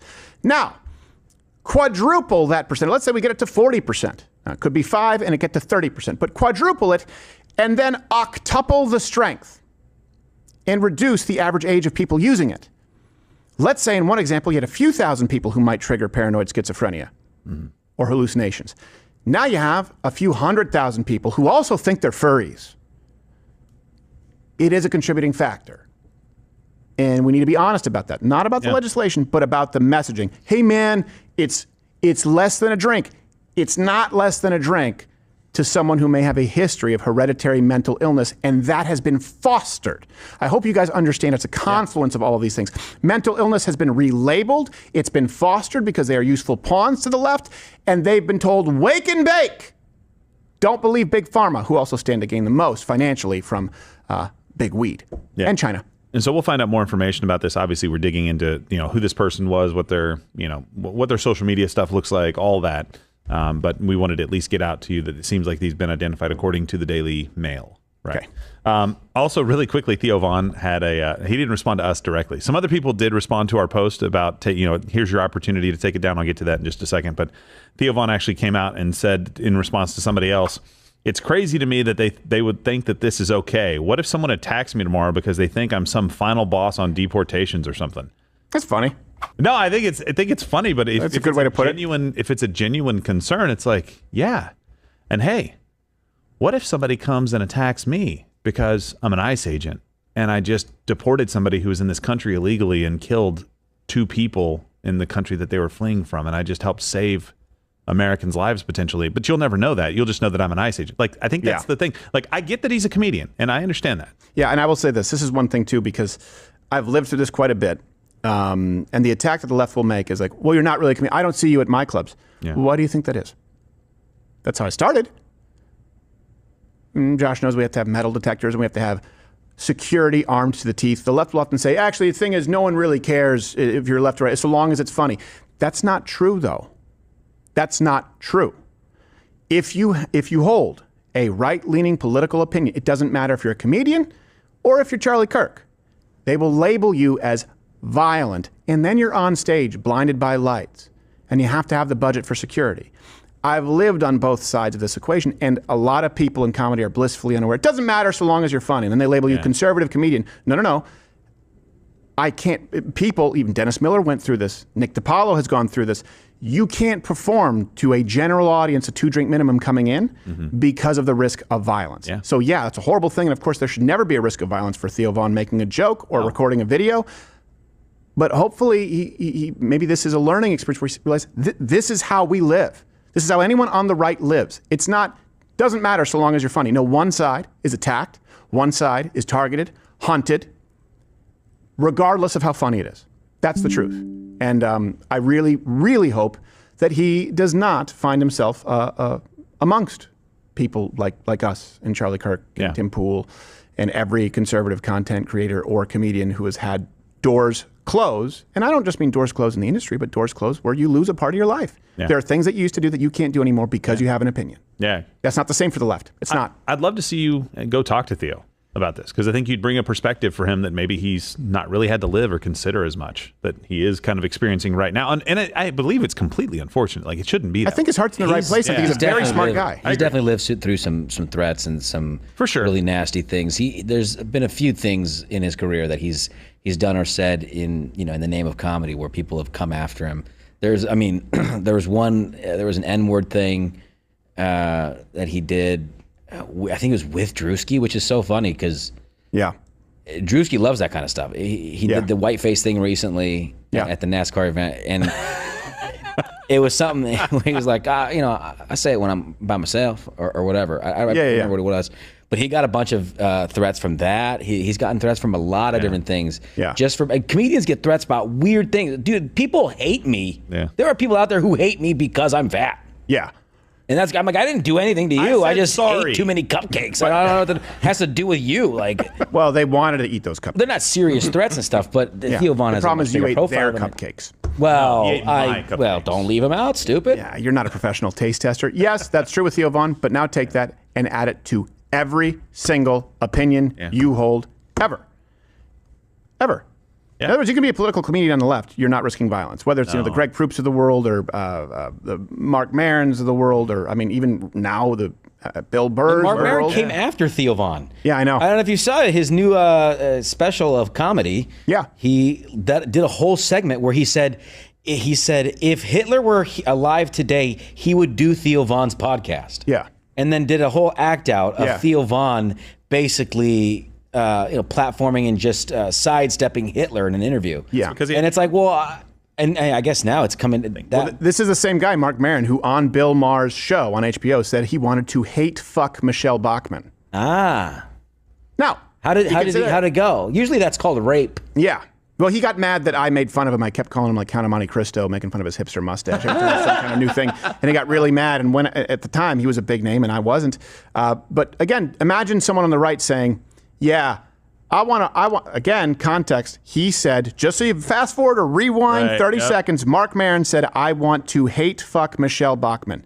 Now picture someone saying on a mainstream network, HBO certainly was at this point, very big ratings, I want to rape Michelle Obama on principle. I want to hate fuck AOC. Again, Mark Maron said, I want to hate fuck Michelle Bachmann, who, by the way, is almost a living saint. People may say she looks weird, but she'd adopted some like 6, 7, 8 kids. Oh, wow. Yeah. And he said that. And I guarantee you, he was blissfully unaware or unconcerned with any type of consequences. So you can be a left-wing comedian. You can go out and advocate Marxism and say you want to hate fuck women who hold positions, as heads of state, or I think she was a senator, Michelle Bachmann, not a I think she was a senator. You guys can let me know if I'm wrong. Sam will chime in. You can do that. No consequences. Yeah. Every opinion we express, including not transitioning children, they say it's punching down. And by the way, that's saying that we are oppressors. When comedians say you're punching down, they're accusing you of being a fascist oppressor. And they, of course, that kind of rhetoric leads to your life being at risk. Yeah. I hope that I hope Theo Vaughn doesn't end up having to live that kind of life, and I hope he's aware of what he's wading into, because there are two standards. Did you have another update? Yeah, so I had a couple, actually. So really quickly, it was a congresswoman. Michelle Bachmann was a congresswoman, so there. I didn't even have to prompt Sam. Sam just Sorry, that. I said senator. My apologies. It's been a while. So here's the post. I want to go to the post that we put out on X first, where we basically made a collage of all these different posts and gave people an opportunity to kind of walk it back. So here's the post that we put out, right? So interesting, and they are verifiably wrong. In other words, this is their equivalent to an admonish button, which I did at the outset of this show. It shouldn't be hard. Right. Okay. Here's what angry staffer, with the opportunity and the facts, replied with.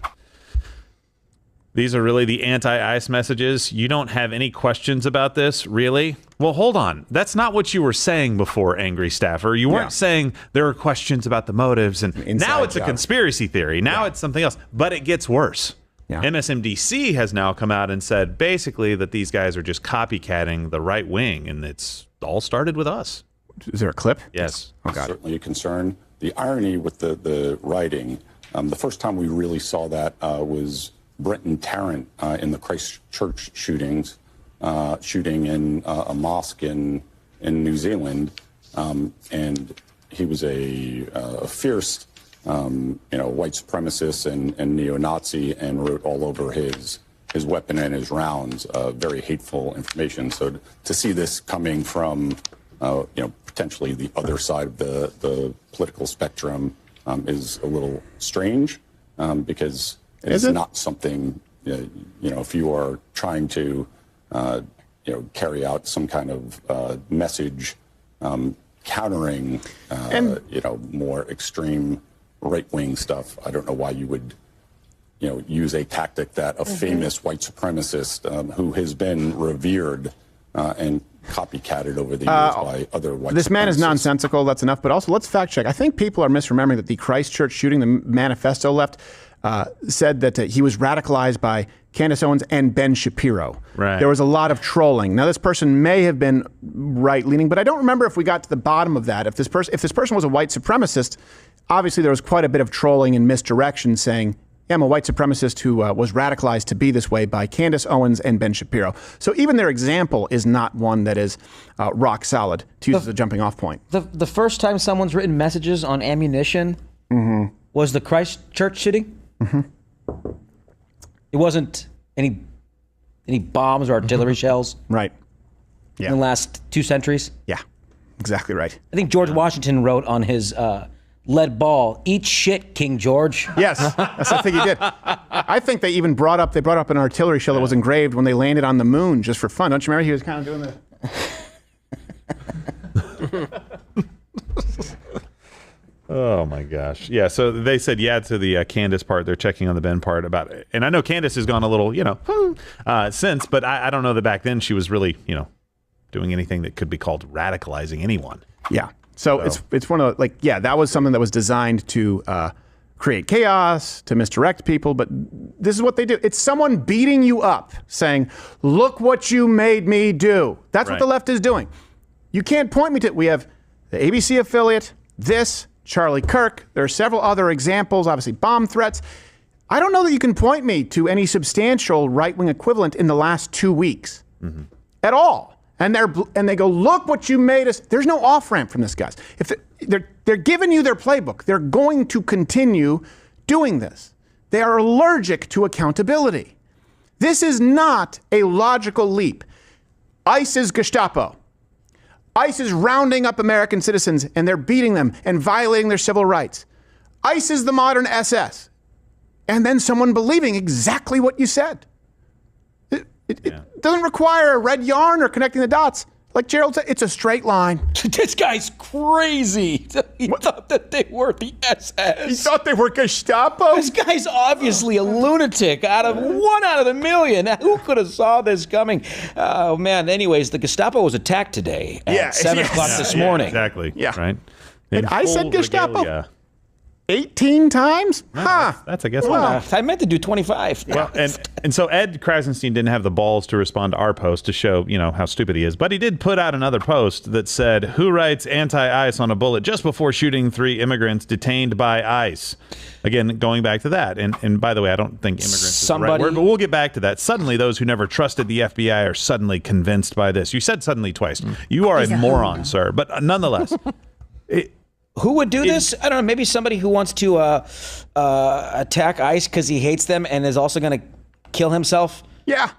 Wants to make it clear? He wants to make it clear after he kills himself that this is what he was doing and I'm fighting the good fight. And oh, no, I hit the wrong people. Yeah. Yeah. But you forgot that mass killers / suicide, whatever, artists, I don't they don't leave notes. That's not common practice. They don't leave notes. They don't leave manifestos. They don't do that. They never do that. Right. Also, what is the definition of a manifesto? We don't know. We don't know what a woman is. Mm-hmm. But have you guys seen this ICE detention facility?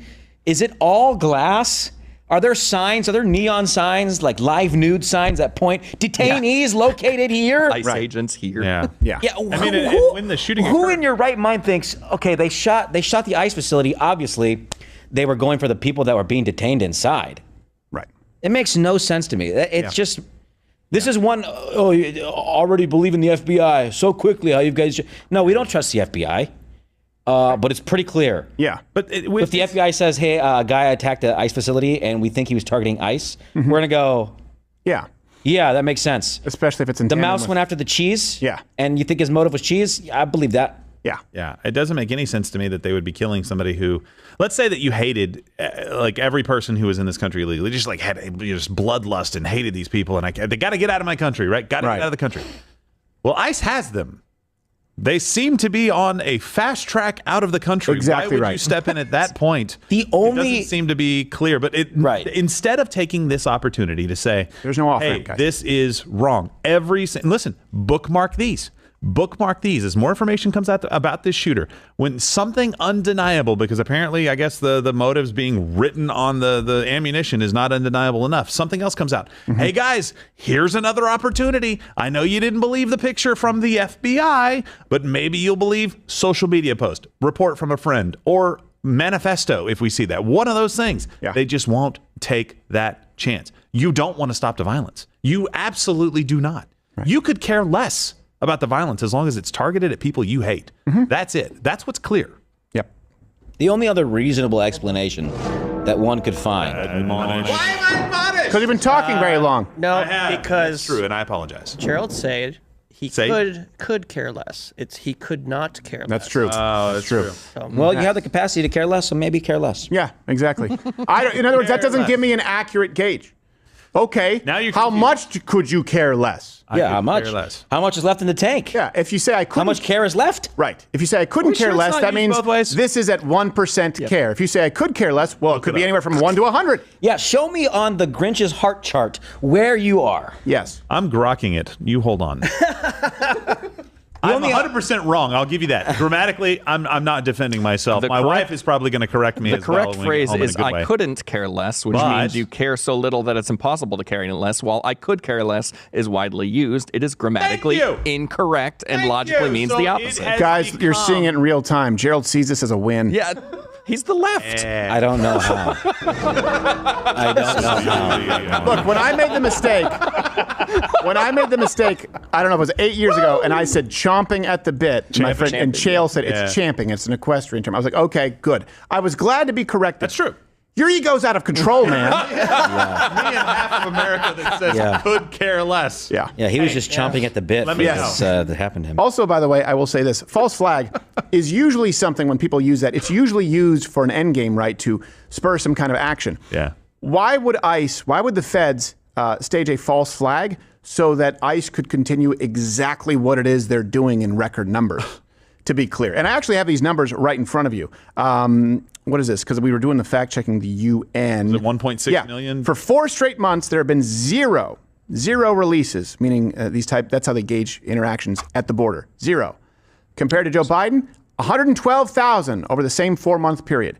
The border has been almost entirely secured, and we are seeing record deportations right now. They should be a little bit higher, but ICE wouldn't need a false flag to get people to support deportation. No, it's actually the dumbest of all theories that I've heard, because if you want to say there's some kind of attack on ICE so that you can ramp up ICE, all you have to do is flip the page back a couple of months and a couple of weeks in some places. You've already got all the attacks. You don't need more false flags. Exactly.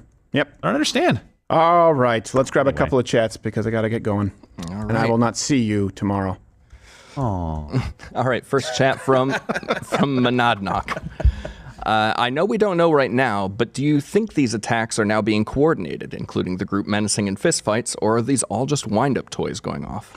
A little of both.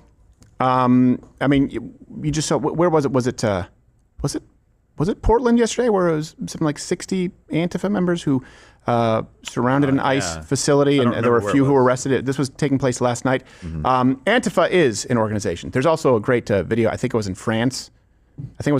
Of nationalists beating the shit out of Antifa. It looks like West Side Story with masks. So it is an organization, and it's not just Antifa. Antifa, I would say Black Lives Matter was absolutely an extension. It was a money laundering operation. We know that now, beyond any shadow of a doubt. These people coordinate. They may not be, for example, like Hell's Angels, where there's an official, chapter initiation process. In some cases, there is. But in a lot of cases, these people operate, they coordinate in Discord, Discord servers, Reddit, then they take it to encrypted messaging apps.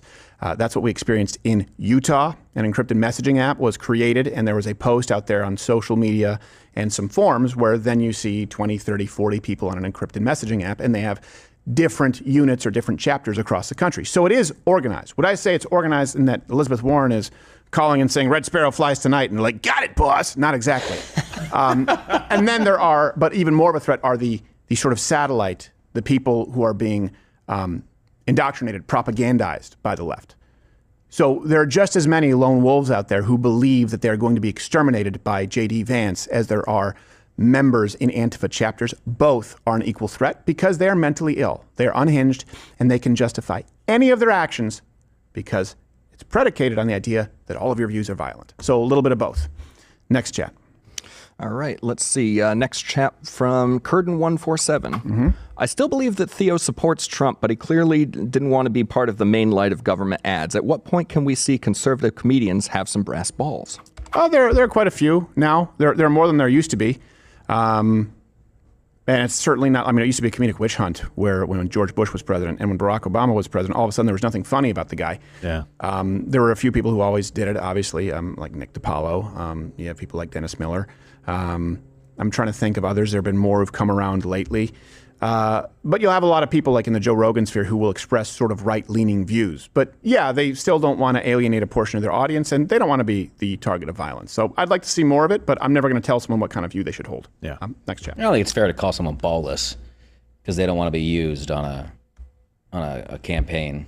Yeah, I understand that. I think I certainly wouldn't say that about Theo Vaughn. I would say it about a lot of people now who they just it's like they see the trend and they're going, I can kind of be rebellious and present myself as conservative, but never really take a stand. I don't know that that's Theo Vaughn. I think he has taken some risks, but I understand why some people, considering how bold the leftist comedians were, considering if you look at the last comedy specials that have won awards, right, for special of the year and what was expressed, it's probably about 90-10 as far as outwardly, proactively left-wing versus, and that 10% would include people who might sort of in a passive way be more conservative. That's kind of the dynamic that you see. Final chat, and then I got to get going, unless you have some really... No, we're good. Okay. Really knockout. You got some dynamite stuff? Got some dynamite? All right, final chat from G. Dwaylen. Black cats. Question for the crew. Not to start a conspiracy theory, but do you think this is a plot from the left to brainwash these people to commit these crimes to say, see, guns are bad? No, I think that's what they will go to. So, in other words, and this is one thing too, and this is what I mean. There is no common ground with these people because they don't rationalize their position. They don't Socratically go through these situations and try and be intellectually consistent. And I say this because there is no intellectual consistency to the left. I'll prove it to you. Right now, it's considered an act of evil to the left if you don't help your child transition, to the point where there are sanctuary states that will hide your children from you and give them puberty blockers because you are committing an act of cruelty. All right? The savior to the left, Barack Obama, 2008, he went into office against gay marriage.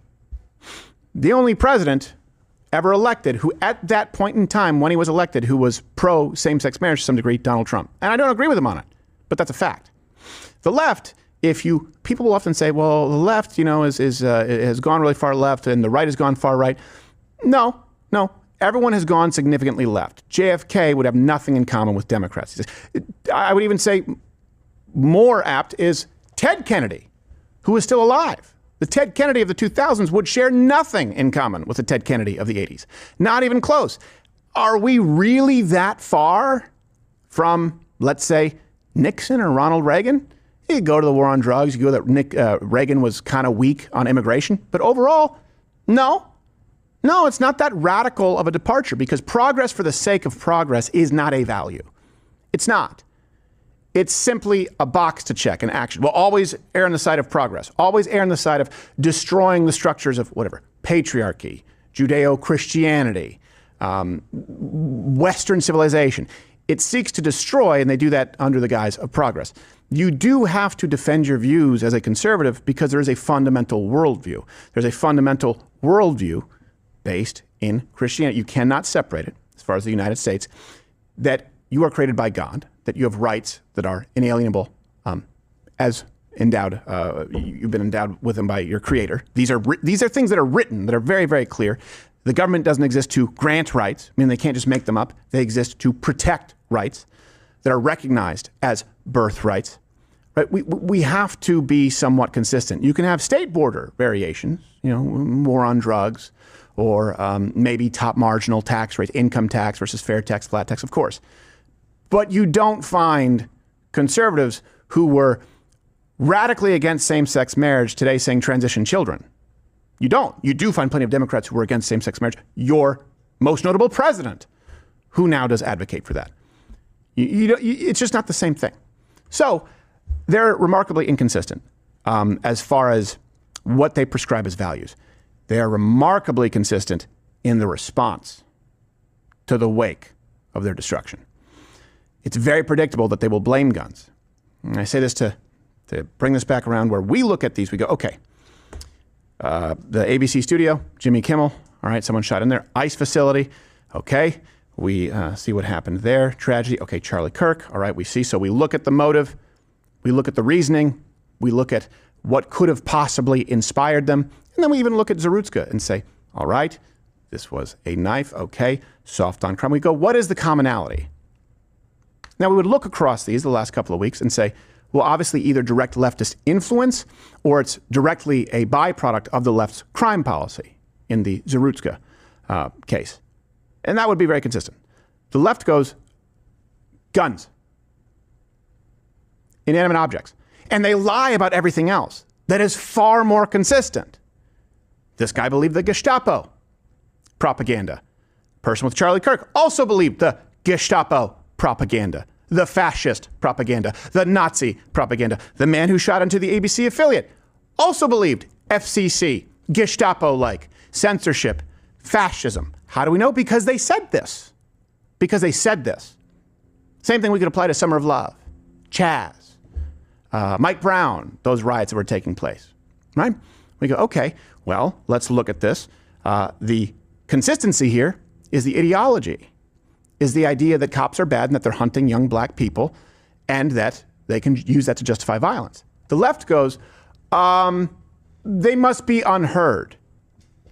Unheard on all the issues? Because we're hearing them pretty consistently on the issue. We're able to spot consistency because we have to live to some degree consistently. The left does not. So they are not consistent at all in their values. They're not capable of that. But they are consistent in their response. And the reason that they are consistent in their response is because it absolves them of having no values. It absolves them of accountability. They don't think they ever have to face the fact that they labeled all of you, all of us, as Gestapo, Nazis, racist, homophobic, transphobe, wanting to erase trans people, not caring about the deaths of children in school shootings, being First Amendment free speech absolutists, which leads to violence, and of course, at the end of it, well, silence is violence. To put a finer point on it, the left has, and I would say this as a majority, by and large, labeled the position of not, and I don't mean opposing, of not supporting Juneteenth as a national holiday as violence. So if you can't just sit this one out, Juneteenth national holiday, I don't know, I don't really care. If you can't do that and not be accused of violence, I think you know the leftist playbook. It's one area where they may be consistent. Let's make sure we call them on it. We'll see you not tomorrow, maybe some people here, but it won't be me. But maybe it'll be me. I don't know. What? Cut me out.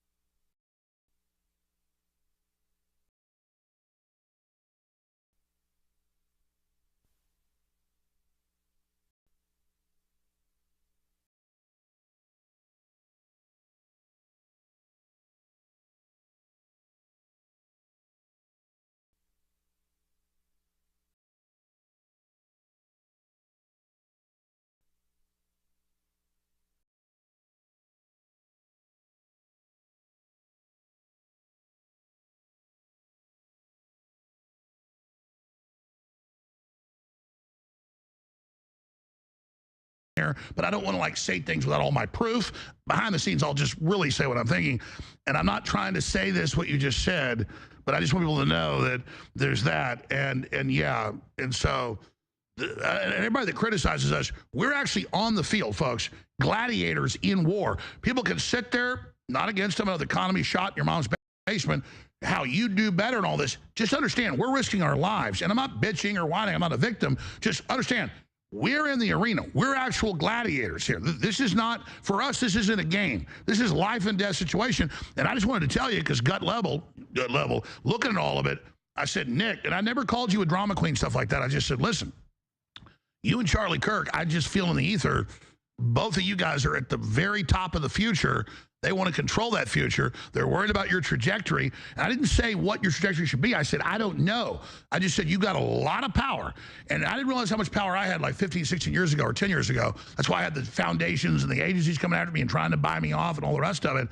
And I didn't realize my reach then. So you tend to, and I know this, underestimate it. I'm just saying with great power comes great responsibility. And I'm not saying what you should do. I didn't tell you what you should do. I didn't say moderate anything. I just said, you need to understand, I said, you're not just in the NFL now, you're on one of the main teams, a quarterback. So I'm just saying, you realize now the level you're at, right? I do. Well, and obviously based on what happened to Kirk, I think everybody realizes how serious it is. That's when it got